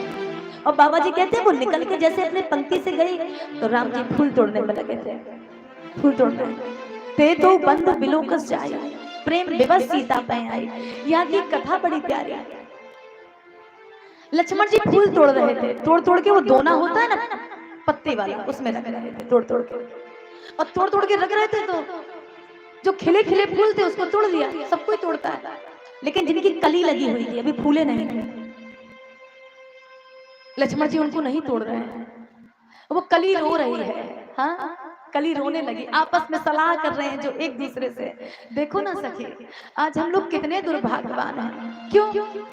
हमारे प्रभु आए हैं और हम उनके काम ना आ सके। जो फूले फूल हैं राम जी का, उनके लिए सहरे पे सजा दिए जाएंगे, गले में माला बना दी जाएगी, उनकी पूजा के काम आ जाएंगे। और हमारा दुर्भाग्य देखो, हम कली हैं, हमको कौन तोड़ने वाला है? हम राम जी के किसी काम नहीं आ सकते। लक्ष्मण जी जीवों के आचार्य हैं। हम लोग बैठे ना, आचार्य माने गुरु, हमारे सबके आचार्य कौन? बैरागी माने लक्ष्मण। तो लक्ष्मण जी को लगा कि संत ही भगवंत से इस जीव को मिलाने वाला है और ये रो रहा है, तो क्या करूं मैं? तो लक्ष्मण जी ने कहा जरूरी नहीं है कि मेरे राम कल भी आए और इन फूलों को राम जी तोड़े, जरूरी नहीं है। और अगर कल आ भी जाएंगे तो जो ये कली है ये फूल जाएंगे, इनको तोड़ लेंगे तो दूसरी कली उत्पन्न हो जाएगी, तो कल के लिए ये रोएगी। तो लक्ष्मण जी ने उसी समय फूलों को तो तोड़ ही लिया और जितनी कली थी उनको भी तोड़ लिया। इसमें लिखा है गुच्छ बीच बीच कुसुम कली के, इसमें लिखा है गुच्छ बीच बीच, अगल बगल फूल है तो बीच बीच में कली लगा दी। लक्ष्मण जी ने ऐसी माला बनाई है राम जी के लिए, ऐसी माला बनाई है, अगल बगल फूल लटक रहे हैं और बीचों बीच कली लगा दी। गुच्छ बीच बीच कुसुम कली के, कली को तोड़ लिया। राम जी ने डांटा, लक्ष्मण क्या कर रहे हो बेटा? ये बाग उजाड़ करने आए हो क्या? ये कली है, कली, इसको बर्बाद करने में लगे हो, ये किसी के काम आ जाएगी। तो लक्ष्मण जी ने कहा भैया ये किसी के काम आते आते थक गई हैं, आज ये राम के काम आना चाहते हैं। किसी के काम आते आते थक गई है और रोज किसी के काम आती हैं, संसारिक पुरुष के गले में डाली जाती है। ये फूल जब हम लोगों के गले में आता है तो यहाँ से माला पड़ी और यहाँ से उतार के रख दी, अब वो किसी काम का नहीं है। लेकिन जब इसमें रखा रहता है, इसमें इसका फूल दूसरे दिन भी इसी को समर्पित किया जा सकता है, लेकिन हमारे गले का फूल इसको समर्पित नहीं किया जा सकता। तो लक्ष्मण जी ने कहा भैया ये सब आपको पाने के लिए तरस रही थी, इसके लिए मुझे लगा कि क्यों ना मैं आपके चरणों में इनको डाल दूं, क्यों ना डाल दूं। अच्छा एक बात बताऊं, ये आदत मेरी भी बन गई है। अब यहाँ की बात तो नहीं कहती, घर की बात कहती हूँ। वो धतूरे का फूल शंकर जी में चढ़ाते हैं ना, तो धतूरा घर के पीछे लगा है मेरे, और जब तोड़ूंगी फूल जो फूला हुआ होगा उसको भी तोड़ लूंगी, और जो नहीं फूला हुआ होगा उसको भी तोड़ दूंगी। और उसको उस दिन तोड़ती हूँ जो नहीं फूला हुआ होता है, जिस दिन मुझे कहीं सफर में जाना होता है। तो लगता है ये बेचारा शंकर जी के काम नहीं आ पाएगा, सूख जाएगा, तो फिर उसको भी तोड़ूंगी, उसको भी चढ़ा दूंगी। चल तू भी चल भगवान के पास, तू भी चल, हाँ तू भी चल। मैं विनती करूँ,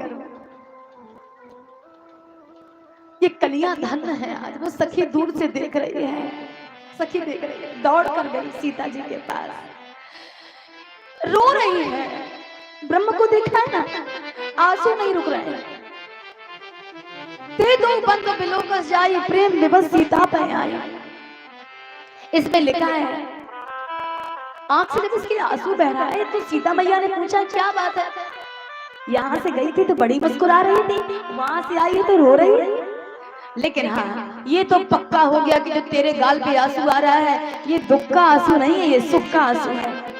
कहूँ कारण रिज हर्ष कर, पूछे सम्मत बहन, अपने हर्ष की बात बता, क्या बात है?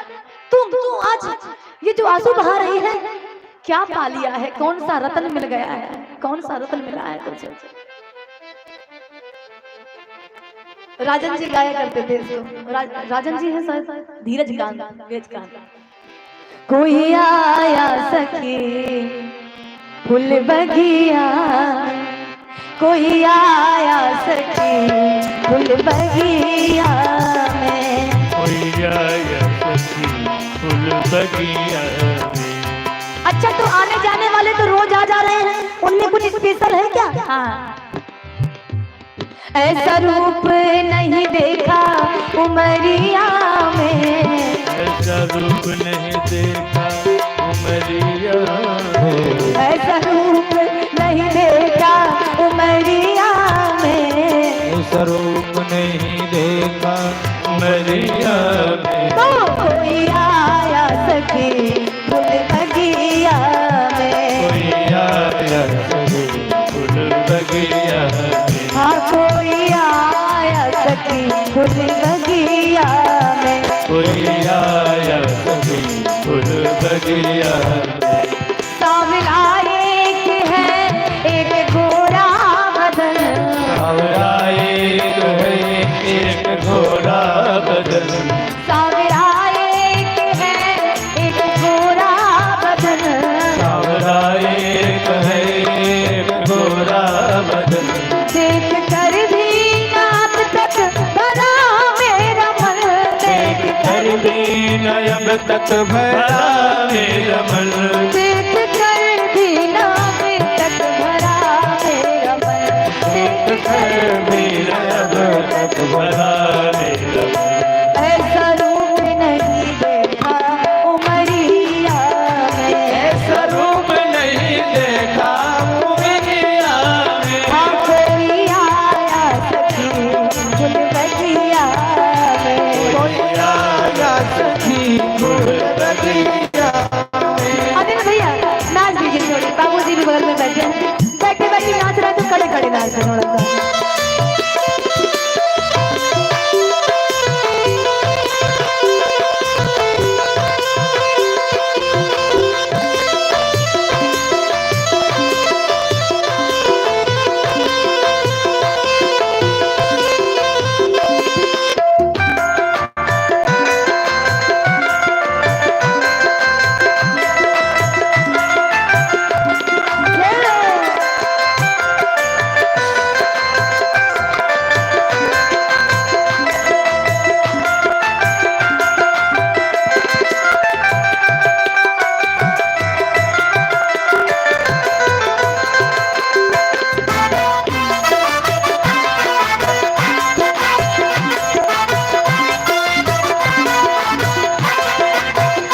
कोई कहता कि दशरथ दुलारे हो, कहता कि दशरथ दुलारे हो, कोई कहता कि दशरथ दुलारे हो, कोई कहता कि दशरथ दुलारे हो। यज्ञ रक्षा भी असुरों को मारे हो, रक्षा में असुरों को मारे हो, यज्ञ रक्षा में असुरों को मारे हो, रक्षा में असुरों को मारे हो। मुझे कैसे पता कि इन्होंने राक्षसों का वध किया है? सबूत है मेरे पास। क्या? तीर बांधे हैं कस के कमरिया में, तीर बांधे हैं कस के कमरिया में, हाँ तीर बांधे हैं कस के कमरिया में, तीर बांधे हैं कस कर कमरिया में। ओ कोई आया सखी फूल बगिया में, कोई आया सखी फूल बगिया। अब तुम कहती है, मेरा एक मत है। सीता जी ने कहा कैसा? शादी उनसे ही होती जो हर हाल में, शादी उनसे ही होती जो हर हाल में, हाँ शादी उनसे ही होती जो हर हाल में, शादी उनसे ही होती जो हर हाल में। अच्छा तो एक बात बता, अगर मेरी शादी उनसे हो भी जाएगी मुझे क्या मिल जाएगा। सखी कहती बहुत कुछ मिलेगा। आया करते रहेंगे वो ससुराल में, आया करते रहेंगे वो ससुराल में, आया करते रहेंगे वो ससुराल में, आया करते रहेंगे वो ससुराल में, आया करते रहेंगे वो ससुराल में, आया करते रहेंगे। वो ससुराल में। तू क्या करेगी? ये नैना डूब रहते, ये नैना डूब रहते, ये नैना डूब रहते की डहरिया, नैना डूब रहते उनकी लहरिया में, हाँ कोई आया सखी फूल बगिया में, कोई आया सखी फूल बगिया में, ऐसा रूप नहीं देखा उमरिया में, रूप नहीं देखा उमरिया में, वो ऐसा रूप नहीं देखा उमरिया में, ऐसा रूप नहीं देखा उमरिया में, कोई आया सखी फूल बगिया में, कोई आया सखी फूल बगिया में, हाँ कोई आया सखी फूल बगिया में, कोई आया सखी फूल बगिया में, सुमर से नानक मचल उपजी बीज पुनी,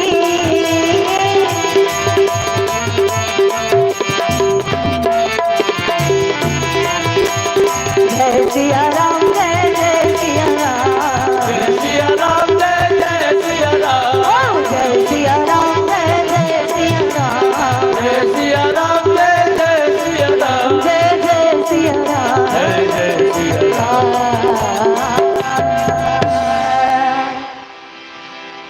देखत राम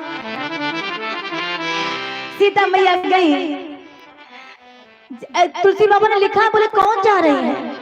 बोले जैसे मृगी का बच्चा हो डरते डरते, छोटा सा हिरन का बच्चा डरते डरते। सीता जी को लिखा, जिम मृगी शिशु सभी, ये छोटी बच्ची नहीं होती मृगी की, डरते डरते गई सीता मैया। लेकिन नारद जी के वचनों को याद करके गए, गुरु बाबा मेरी रक्षा करना, पहली बार किसी पुरुष को देखने जा रही हूँ। और बड़ा प्यारा बात आता है, नारद जी से एक बार नारद जी आए सीता जी के पास, अब बर की चर्चा चलने लगी दुल्हा की। तो नारद जी ने कहा था, सीता जिसको देखने के बाद तुम्हारा मन तुम्हारे पास ना रहे, जिसको सुनने के बाद तुम्हारा मन तुम्हारे पास ना रहे, जान लेना कि वही तुम्हारा दुल्हा होने वाला है। तो सीता मैया देखना क्या मर्यादा दिखाई है, क्या मर्यादा। सीता मैया जैसे आगे को बढ़ी तो नारद जी के वचनों का ध्यान किया है। नारद बाबा मेरा मन मेरे बस में नहीं है, आज पहली बार किसी पुरुष को देखने जा रही, मेरी रक्षा करना, मेरे चरित्र की रक्षा करना। और जैसे निकली है सीता मैया, बाबा जी वाक्य देते हैं, कौन जा रहे हैं? बोले जैसे हिरन का बच्चा जाता है डरते डरते, मृगी सभी। अब देखना सीता जी के हाथ में कंकन बंधा है, कंकन बंधा है। सीता मैया पूरी तरह से सजी धजी है, उनको कौन सजा सकता है जो सारे जगत को सजाने वाली है। बाबा जी कहते हैं, सुंदरता कहा सुंदर करई, छवि जन दीप सिखा जन बढ़ई। सुंदरता को भी ये सुंदर करने वाली, सुंदरता भी अपने आप को सुंदर बनाने के लिए सीता जी से सुंदरता की भीख मांगती है, वो सीता जी है।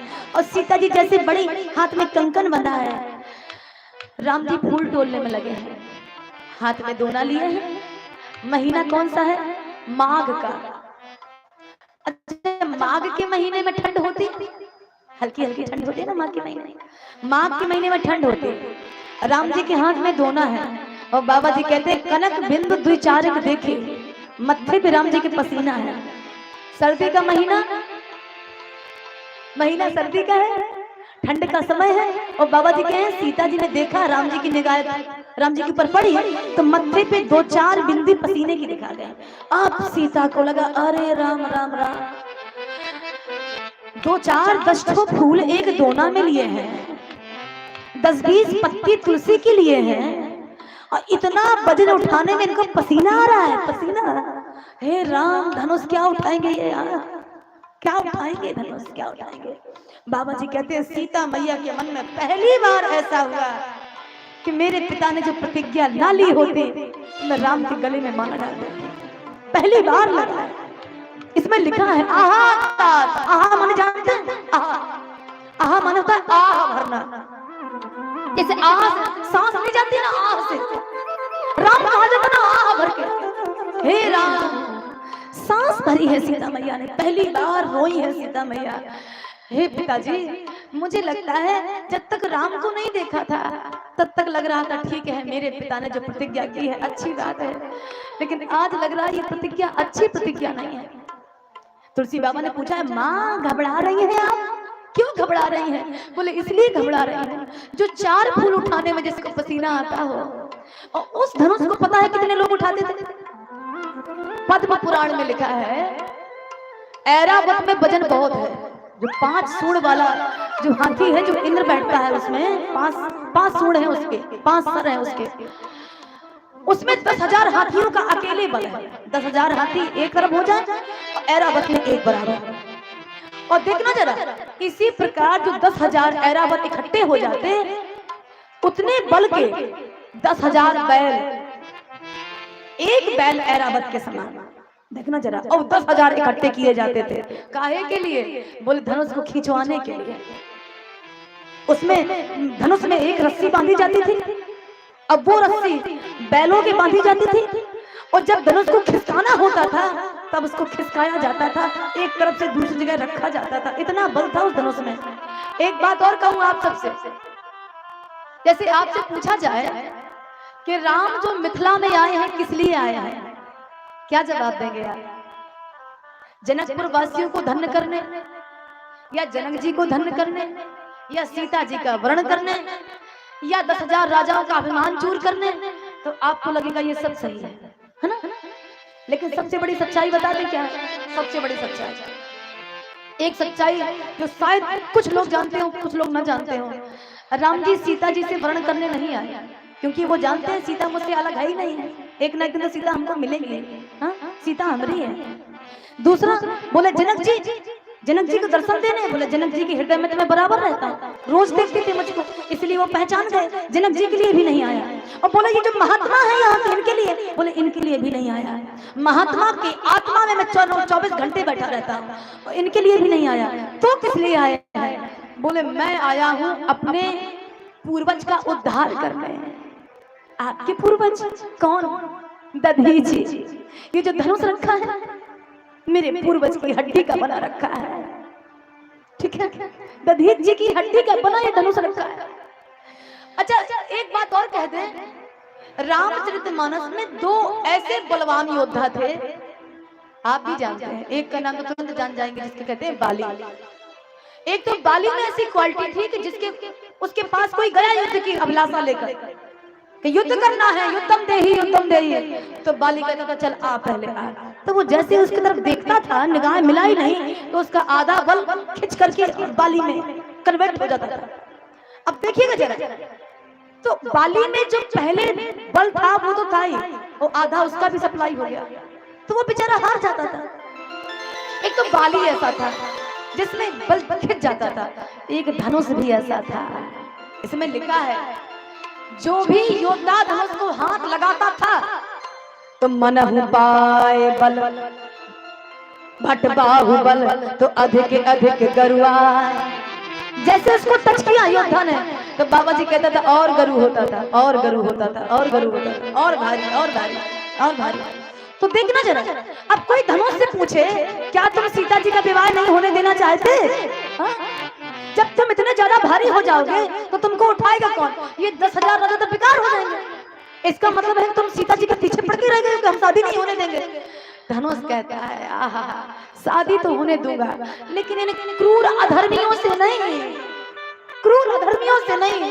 तो बोले जब तक मेरा उद्धार करता मेरा राम नहीं आएगा, जब तक मेरा राम मुझे नहीं तोड़ेगा, कई जन्मों से तड़प रहा हूँ, कई जन्मों से, और इंतजार करते करते राम तू कब आएगा, जब तक तू मेरा उद्धार नहीं करेगा। भागीरथ ने तो अपने पूर्वजों का उद्धार कर दिया गंगा लाकर, और मेरा उद्धार जो मैंने देवताओं के लिए इतनी बड़ी कुर्बानी दी है, अपने मांस को चुनवा दिया, हड्डी हड्डी मुझ में बची, धनुष बना करके रखा है मुझको, राम मेरा उद्धार कर।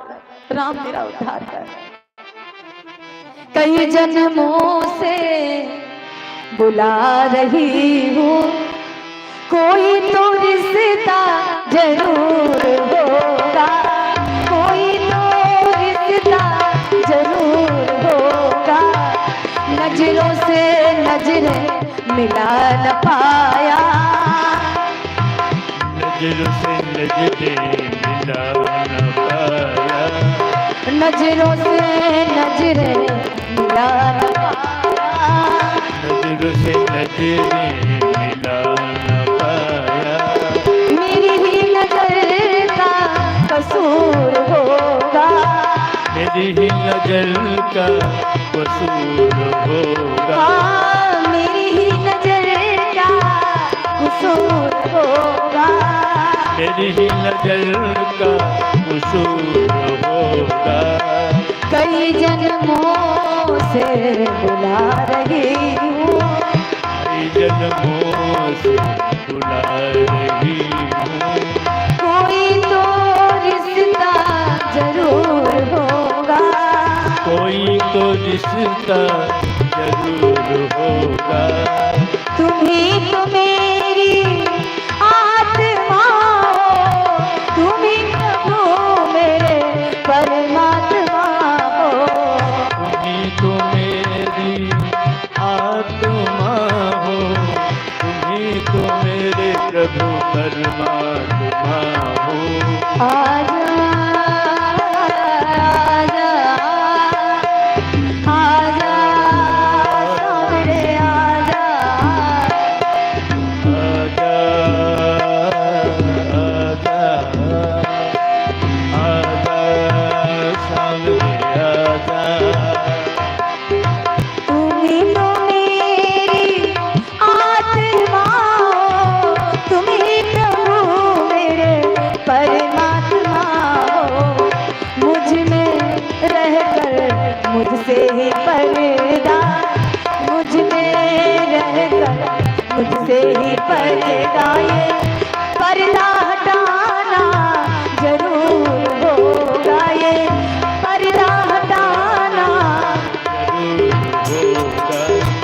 कई जन्मों से बुला रही हूँ, जन्मों से बुला रही हूँ, कई जन्मों से बुला रही हूँ, कई जन्मों से बुला रही हूँ। कोई तो रिश्ता जरूर होगा, कोई तो रिश्ता जरूर होगा, प्यारे कोई तो रिश्ता जरूर होगा, कोई तो रिश्ता जरूर होगा।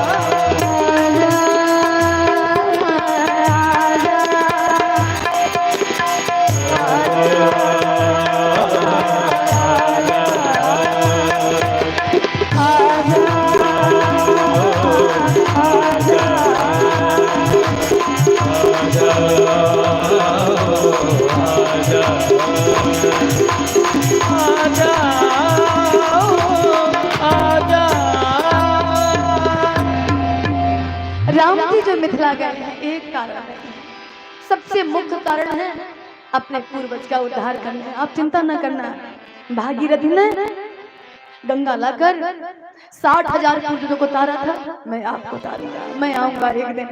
और एक बात और बोलूं, राम बिना चिट्ठी के नहीं आते मिथिला, लेकिन बिना चिट्ठी के भी आए हैं। इसमें लिखा है आए हम सुन जो प्रण ठाना, सुन करके आए हैं। राम भी अलग नहीं थे, राम को स्पेशल चिट्ठी भेजनी चाहिए ना जनक जी को। दशरथ जी खास हैं, उनके मित्रता में आते हैं।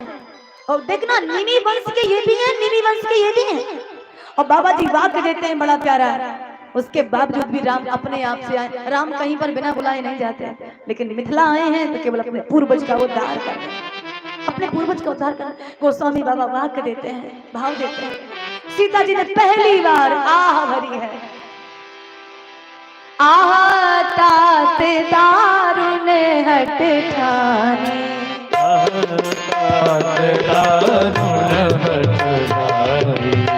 आह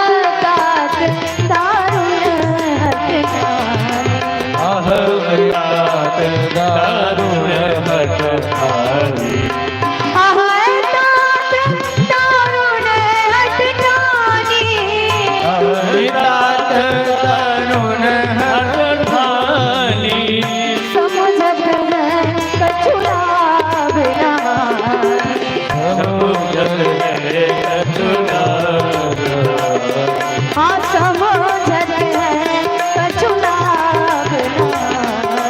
समझत है कछुलाभ नाही। कछुलाभ नाही। कछुलाभ नाही। कछुलाभ नाही। कछुलाभ नाही। आहा तात दारुण आह भर रही है सीता जी। और बाबा जी बात देते हैं, राम जी की निगाह पड़ गई सीता जी के ऊपर। अब एक बात देखना, लक्ष्मण खड़े हैं, राम खड़े हैं, सीता जी की निगाह केवल राम को देखी, लक्ष्मण की ओर नहीं गए। सखियां ढेर सारी खड़ी हैं और राम जी की निगाह डायरेक्ट सीता जी के ऊपर गई। इसीलिए कहते हैं बंदम श्री सीता राम जी पर जिन्हें परम प्रिय खिन्न, जिन्हें परम प्रिय खिन्न। तत्व प्रेम है मम और तोरा। हमारा तुम्हारा प्रेम सीता देह का नहीं है, तत्व का है, आत्मा का है। तत्व प्रेम है मम और तोरा। जानस प्रिया एक मन मोरा, सो मन सदा राहत तो ही पाए। सीता जी की ओर डायरेक्ट निगाह गई तो लक्ष्मण जी से कह दिया, लाला मुझको तो लगता है तात जनक तन आया सोई, धनुष जग जही कारण होई, पूजन गौर सखी ले आई, करत प्रकाश फिरे फुलवाई। और एक बड़ा प्यारा बात कहता है, लक्ष्मण जी ने कहा अच्छा अच्छा आपने कैसे पहचाना कि यही जनक की तनिया है? हम नहीं पहचान पाए, आप पहचान गए। आप कैसे पहचाने? राम जी ने कहा बारीकी से देखो। लक्ष्मण जी ने कहा हम काय बारीकी से देखें, वो हमारी अम्मा है, हम बारीकी से काय देखें। हाँ राम जी ने कहा पता है लक्ष्मण मैं कैसे जान गया कि जनक की तनिया है? कैसे? अब गिनवा रहे हैं राम जी। एक तो इनके हाथ में कंकन बंधा है, ये सबूत है कि ये जनक की तनिया है। तो लक्ष्मण जी ने कहा दूसरी भी कन्या का विवाह यहाँ हो सकता है, मिथिला में दूसरी भी कन्या का विवाह हो सकता है कि उसके हाथ में भी कंगन बंधा हो। अच्छा तो दूसरा कारण बताओ। दूसरा कारण सुनना, कंकन किंकिन नूपुर धुन सुन, कहत लखन सन राम हृदय गुण, तात जनक तनिया सोई, धनुष जग जहि कारण होई। लक्ष्मण जब संसारिक नारी जमीन पर चलती है और अगर उसने अपने आभूषण पहन रखे हैं, पैर की पायल, कमर में करधनी, हाथ में कंगन, तो सबसे पहले क्या बजेगा चलने में? सच बताना। पायल बजेगी ना, है ना? चलेगी तो पायल बजेगी। लेकिन सीता जी की पायल नहीं बजी, कंकन बजा है। यही संकेत है, उल्टा हो रहा है। नारी चलेगी तो पायल बजेगी, संसारिक नारी, लेकिन सीता जी चल रही तो कंकन किंकिन। किंकिन माने करधनी, बाद में लास्ट में नूपुर धुन सुन। पहले हाथ का कंकन बजा, उसके बाद में कमर की करधनी, उसके बाद में पैरों की पायल। मैं विनती करूं, राम जी ने कहा देखा लक्ष्मण उल्टा हो रहा है, उल्टा। सीता जी का कंकन बज रहा है, कंकन। और कंकन बजने की वस्तु नहीं होते, देखने की धागा होता है, वो तो धागा है ना, और धागा कहीं बजा करता है, लेकिन सीता का बज रहा है, इसका मतलब तात जनक तनिया ये सोई। एक कारण और है लक्ष्मण, क्या? जैसे ही सीता जी आई तो बाबा जी कहते हैं सीता जी के पीछे काम खड़ा है। ये सबसे बड़ी चुनौती है। सीता आगे आगे है, काम पीछे खड़ा है। काम राम को दूर से चुनौती दे रहा है, राम आज तुम गए काम से, तुमको परास्त कर दूंगा मैं, बचोगे नहीं। राम जी ने कहा तो आप फिर मैं जानता हूं तू राम को परास्त कर देता, ये पता है मुझे। सीता का रूप ही ऐसा है कि तू मुझे परास्त कर देता, लेकिन तू परास्त नहीं कर सकता। कामदेव ने कहा अच्छा चैलेंज दे रहे हैं? क्यों दे रहे हैं चैलेंज? बोले मैं हार जाता तुमसे, लेकिन हार नहीं सकता। क्यों नहीं हार सकते? बोले क्योंकि मेरे बगल में बैराग खड़ा है, और जिसके बगल में बैराग खड़ा होता है उसको हराने वाला माई का लाल दूसरा कोई है ही नहीं है, कोई नहीं है। हरा के दिखा तू मुझे, हरा के दिखा, मेरा भाई मेरे पास। और राम जी यही कारण है, राम जी इतने खूबसूरत थे, इतने खूबसूरत कि पैर अगर कचड़े में भी रखते थे तो वो कचड़ा खूबसूरत बन जाता था। राम इतने सुंदर थे, और देखना राम को लगता था मैं खूबसूरत तो हूँ, इसमें संदेह नहीं। तो खूबसूरती को बचाने के लिए बैराग रूपी भाई को अपने साथ में लेना पड़ेगा ना, खूबसूरती बरकरार रहे। राम जी ने एक चैलेंज काम को दे दिया। अभी तू मुझे परास्त करने की बात कर रहा था, अब मैं तुझे चैलेंज देता हूँ। कहा कामदेव ने कहा किस चीज का? बोले पहली बात तो तू मुझे हरा नहीं पाएगा, और दूसरी बात ये भी सही है कि सीता के साथ मेरा ही वर्ण होने वाला है, और जब मेरा वर्ण होने आएगा, जब मैं दुल्हा बन के आऊंगा अब बेईमान यदि मैंने तुझको ही घोड़ा ना बनाया तो मेरा नाम भी राम नहीं है, तुझे ही मैं घोड़ा बनाऊंगा। राम जी जब मंडप की ओर गए हैं ना, काम को घोड़ा, बाज बेसिन काम बनावा, बाज माने घोड़ा, ये स्वयं घोड़ा बना है। आहा, कितना एक मैसेज बड़ा प्यारा है। मैसेज, जब संसारिक पुरुष का स्त्री का विवाह होता है तो काम उनको घोड़ा बनाता है, और राम का जब विवाह भक्ति के साथ होता है तो राम काम को घोड़ा बना लेता है, उसको घोड़ा बनाता है। बड़ा प्यारा बात आता है। सीता जी ने मधुर मधुर मूर्ति को अपने हृदय में बसाया, दौड़ करके गौरी मैया के पास गई। मैया, आज पहली बार आपकी बेटी आपसे कुछ मांगने आई है, मेरी झोली भर दे माँ, मेरी झोली भर दे। एक अपने हिंदू समाज में ये परंपरा है, विवाह के 1 या 2 दिन पहले हमारे यहाँ ऐसा होता है, आपके यहाँ की परंपरा नहीं पता, बेटी गौरी मैया के मंदिर जाती है सुहाग लेने। जब तक गौरी मैया सुहाग नहीं देती तब तक सुहाग नहीं चढ़ाया जाता, तो गौरी मैया के मंदिर में जाना चाहिए। हाँ? तो आप लोगों से भी मेरी रिक्वेस्ट है, अपनी बेटी का विवाह करें तो उसके सुहाग के अखंड कल्याण के लिए, इसका पति हजारों साल जीता रहे, तो गौरी मैया के मंदिर जरूर भेजना। अच्छा, कितने लोग भेजेंगे? हाथ उठाएंगे क्या? जिसकी जिसकी बेटी हो तो उठा दे हाथ। और जो बेटियां बहुत अच्छा वर चाहती हैं तो अपनी बहन की बात मानकर आज से ही, आज से न सही कल से स्नान करके ये स्तुति गाने लगना। बालकांड की स्तुति है। हाँ? जय जय गिरिवर राज किशोरी, जय महेश मुख चंद्र चकोरी, जय गज बदन खड़ा नंद माता, हो जगत जननी दामिनी दुत दाता, नहीं तो व्याधि मरने अवसाना, नहीं तब आदि मत अवसाना, हमें तो प्रभाव भेद नहीं जाना, हमें तो प्रभाव भेद नहीं जाना। ओ देवी पूजा पद कमल तुम्हारे, देव पूज पद कमल तुम्हारे, सुर नर मुनि जन हो सिखारे, सुर नर मुनि जन मोहि सुखारे, धावत तो सुलभ फलचारी, दुर्लभ फलचारी, हे वरदायनी पुरारी प्यारी, वरदायनी मुरारी प्यारी, माँ मोर मनोरथ जानौनी के, मोर मनोरथ जानौनी, हाँ बसव सदा उर पुर सब के, बसव सदा उर पुर सब के, ताते प्रगट न कारण तेरी, ताते प्रगट न कारण तेरी, यश कही चरण गए बैठेगी, अस कहि चरण गए बैठेगी, हो विनय प्रेम बस वही है भवानी, विजय प्रेम बस भई है भवानी।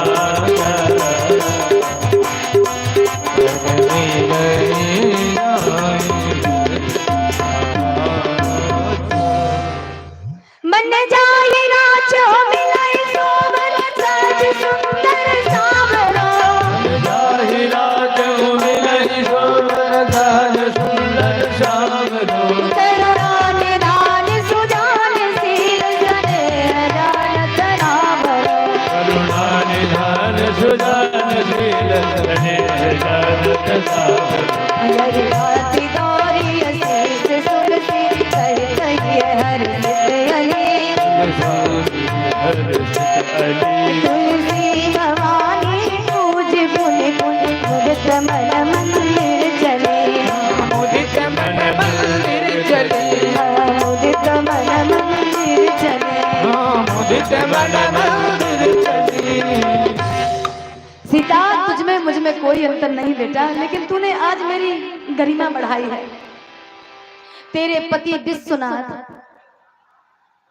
ठीक है, तुम्हारे जो मेरे पति विश्वनाथ, गौरी मैया कह रहे हैं मेरे पति विश्वनाथ, और तुम्हारे पति सारे लोक के नाथ। तुम्हारे भी पति सारे संसार के पति हैं और मेरे भी। तुम्हारे भी दो बेटे, मेरे भी दो बेटे। तुम भी आदि शक्ति, मैं भी आदि शक्ति। तुम भी परम सती, मैं भी परम सती, दोनों में कोई अंतर नहीं है। लेकिन आज तुमने मुझसे राम को मांग करके मुझे बड़ा बना दिया, मुझे बड़ा बनाया। अब एक मैसेज देखना, जब सती माता शरीर छोड़ रही थी तब राम जी से शंकर जी को मांगा है ना, सती मर्द हरि सन बर मांगा, जन्म जन्म से उपद्रव लागा।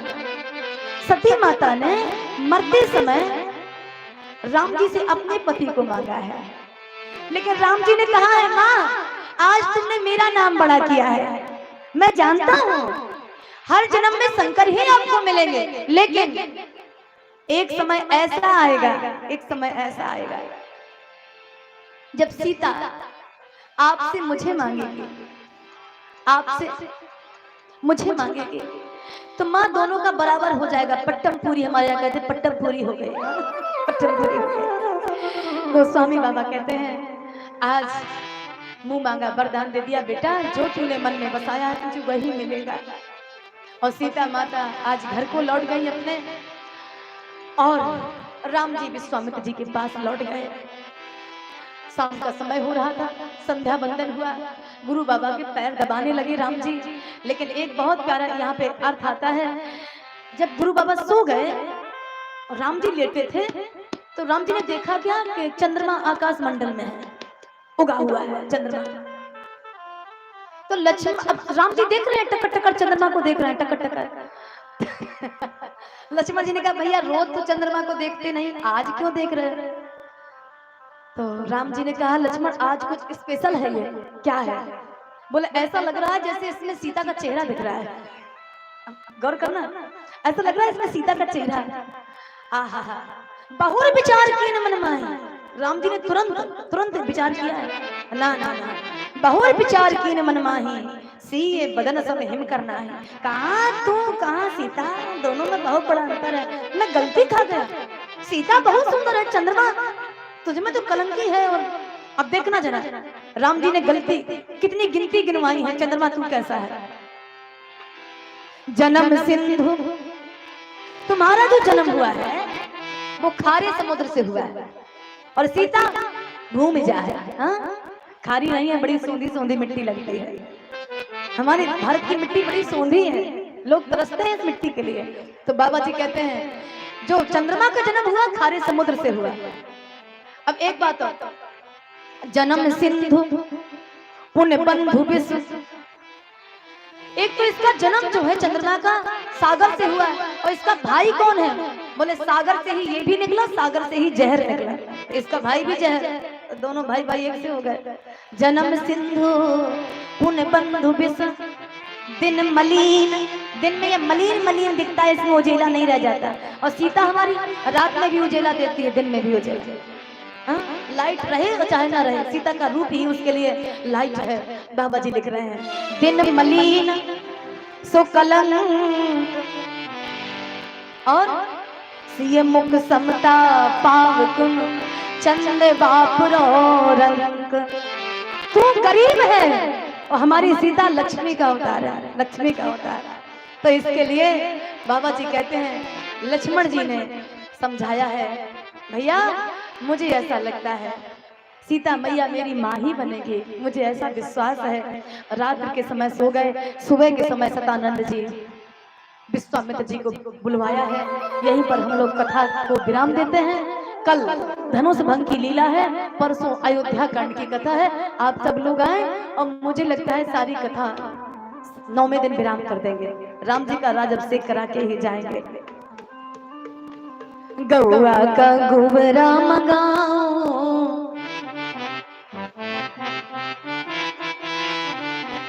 गौआ का गोबरा मंगाओ, आंगन वाली पाओ, आसन डालो मैया मोरे अंगना। गौआ का गोबरा मंगाओ, आंगन वाली पाओ, आसन डालो मैया मोरे अंगना। आसन डालो माई मोरे अंगना। आसन डालो माई मोरे अंगना। करूं श्रृंगार मात मैं तेरो सोने के लगलाऊं, बात में तेरो सोने से बनवाऊं। कुमकुम के सर रज की साथी रंगोली सजवाऊं,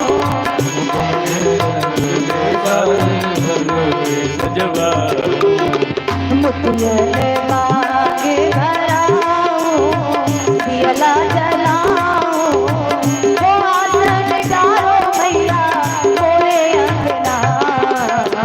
गौआ का गोबरा मंगाऊं, आंगन वाली पाऊं, आसन डालो मैया मोरे अंगना।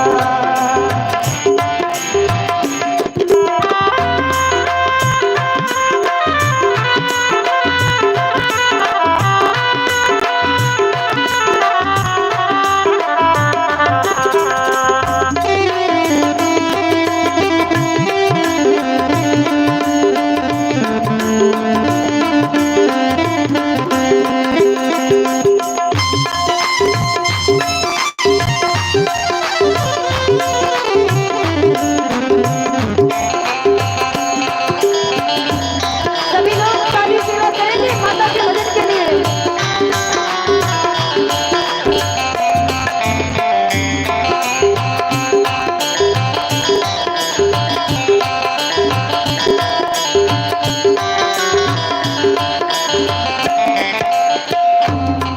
हो लाली अनार नारियल दाना तुमको भोग लगाऊं,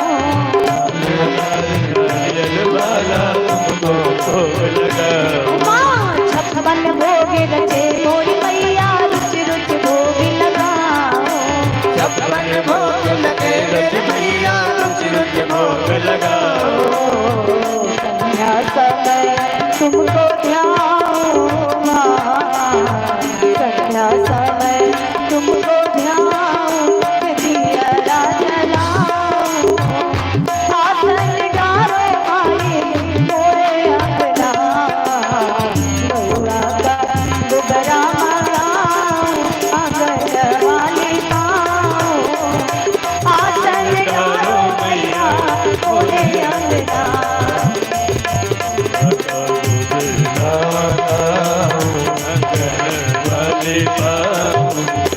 आसन डालो मैया मोरे अंगना।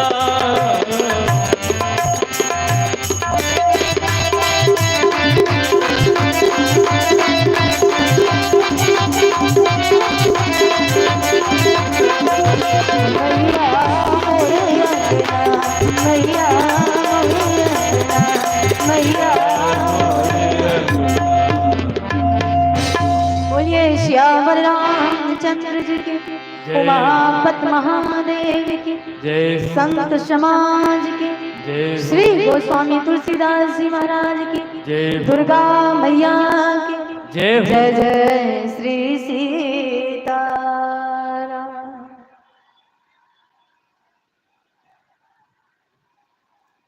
अब सभी भक्त खड़े हो जाएं, भगवान की सुंदर मंगल आरती। आइए, तब तक इधर आप लोग एक सुंदर सा भजन श्रवण करें, तत्परांत सुंदर भगवान का मंगल आरती।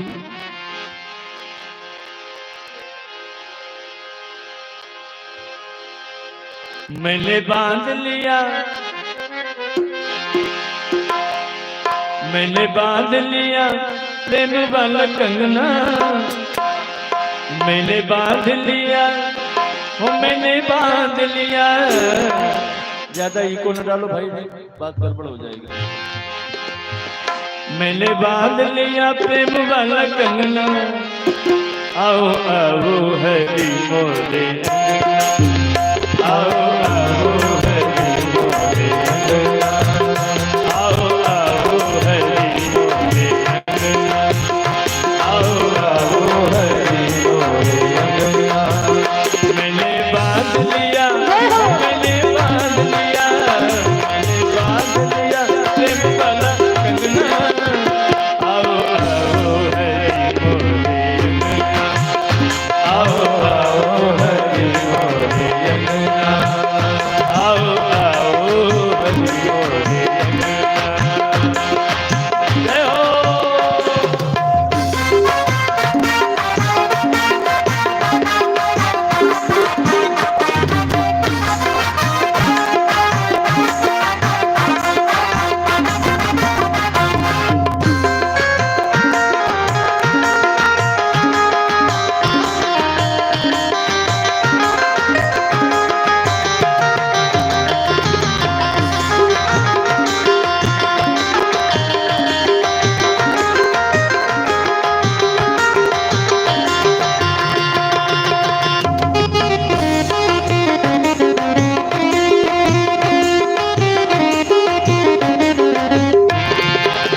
मेरा मन पाप पाप करना ही छोड़ दे, मेरा मन पाप पाप करना ही छोड़ दे, दुनिया से नाता तोड़ तेरे संग छोड़ दे, दुनिया से नाता तोड़ तेरे संग छोड़ दे। यही मांग मेरी और नहीं मंगना, यही मांग मेरी और नहीं मंगना, आओ आओ हरी मोरे अंगना, आओ आओ हरी मोरे अंगना। मैंने बांध लिया, ओ मैंने बांध लिया, मैंने बांध लिया प्रेम वाला कंगना, आओ आओ हरी मोरे अंगना, आओ आओ हरी मोरे अंगना। कब आओगे, कब आओगे, कब आओगे, जिस्म से जानता होगी क्या, तब आओगे, फिर न हो जाए, फिर न हो जाए, फिर न हो जाए, कहीं फिर न हो जाए, फिर न हो जाए।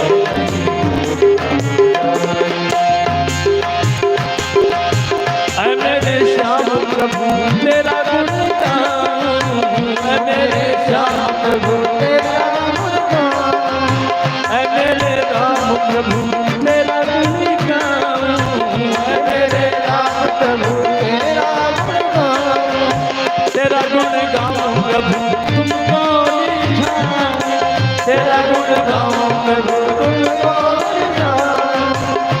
जय शिवा प्रभु, तेरे शिवा प्रभु और नहीं सकना, तेरे शिवा प्रभु और नहीं सकना, आओ आओ हरी मोरे अंगना, आओ आओ हरी मोरे अंगना, आओ आओ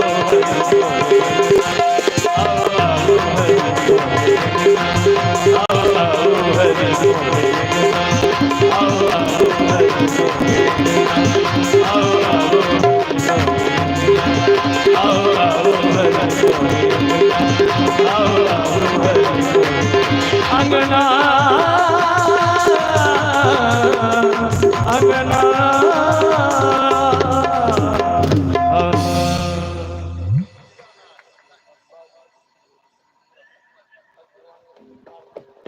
एक आवश्यक सूचना, एक आवश्यक सूचना, जते भी माँ बहन भाई छिए, आरती और प्रसाद ले में ए जगह भरगत भए जाइ छै, तेँ हमरा आरके व्यवस्था केलिए हन जे 4 गो युवा जे छै प्रसाद लाके और 2 गो युवा आरती लाके भगवती थान के जे गेट छे ओहि जगह खड़ा रहते। धीरे धीरे सब आदमी वह जगह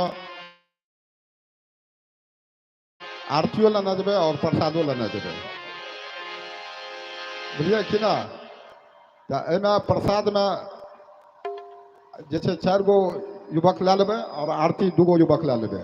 आ ठीक वो गेट जे छै भगवती थान के बगल में नीचा में वो जगह खड़ा भए के सब आदमी का जते और देने देबै। बहुत बढ़िया, यही सही है, सबको मिल जाएगी। ऐसे में वैसे में दिक्कत होती है। ठीक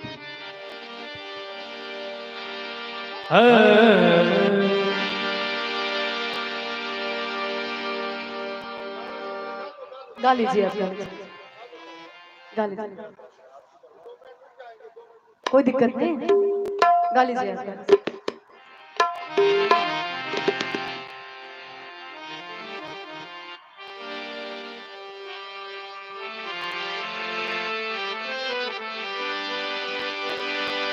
करते हो मेरे रागो,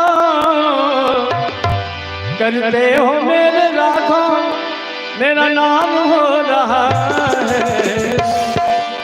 मेरा आपकी कृपा से सब काम हो रहा है। मेरा आपकी कृपा से सब काम हो रहा है। मेरा आपकी कृपा से सब काम हो रहा है। करते हो मेरे रागो, करते हो मेरे रागो,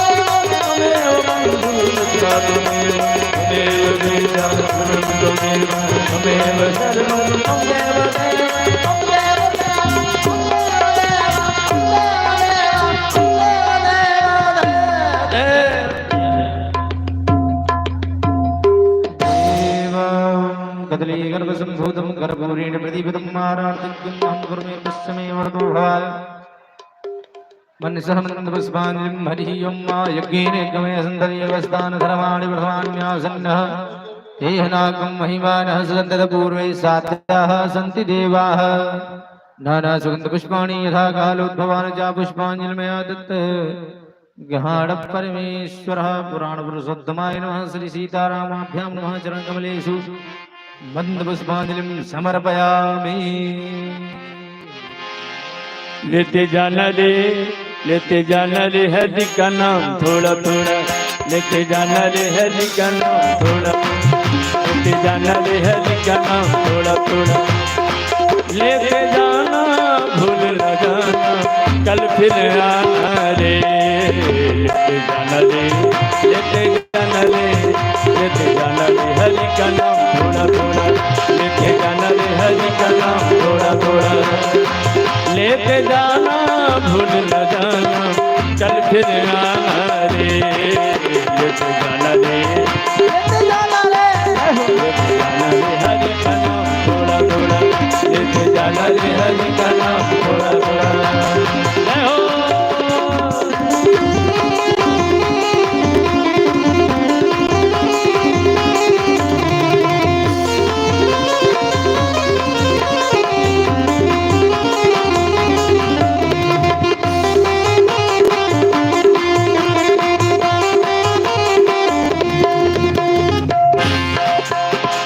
इसी नाम को ले लेकर के तर गई मीराबाई, इसी नाम को ले लेकर के तर गई मीराबाई, बीच सभा में आकर के द्रौपदी की लाज बचाई। लेते जाना रे, लेते जाना रे, इसी नाम को ले लेकर के तर गई मीराबाई, मीराबाई, मीराबाई, इसी नाम को ले लेकर के तर गई मीराबाई, बीच सभा में आकर के द्रौपदी की लाज बचाई। लेते जाना रे, लेते जाना रे, लेते जाना रे, लेते जाना रे हरि का नाम थोड़ा थोड़ा, लेते जाना रे हरि का नाम थोड़ा थोड़ा, लेते जाना भूल न जाना कल फिर आना रे। लेते जाना रे, लेते जाना रे, लेते जाना रे हरि का नाम थोड़ा थोड़ा, लेते जाना रे हरि का नाम थोड़ा थोड़ा, लेते जाना रे हरि का नाम थोड़ा थोड़ा, लेते जाना रे हरि का नाम थोड़ा थोड़ा। इसी नाम को ले लेकर के तर गई मीराबाई, बीच सभा में आकर के द्रौपदी की लाज बचाई। लेते जाना रे, लेते जाना रे, लेते जाना रे हरि का नाम थोड़ा थोड़ा, लेते जाना रे हरि का नाम थोड़ा थोड़ा, लेते जाना रे हरि का नाम थोड़ा थोड़ा, लेते जाना रे हरि का नाम थोड़ा थोड़ा थोड़ा थोड़ा थोड़ा थोड़ा। बोलिए श्याम रामचंद्र की, उमापति महादेव की, पवन सुत हनुमान जी महाराज की, बोले भगवती मैया की।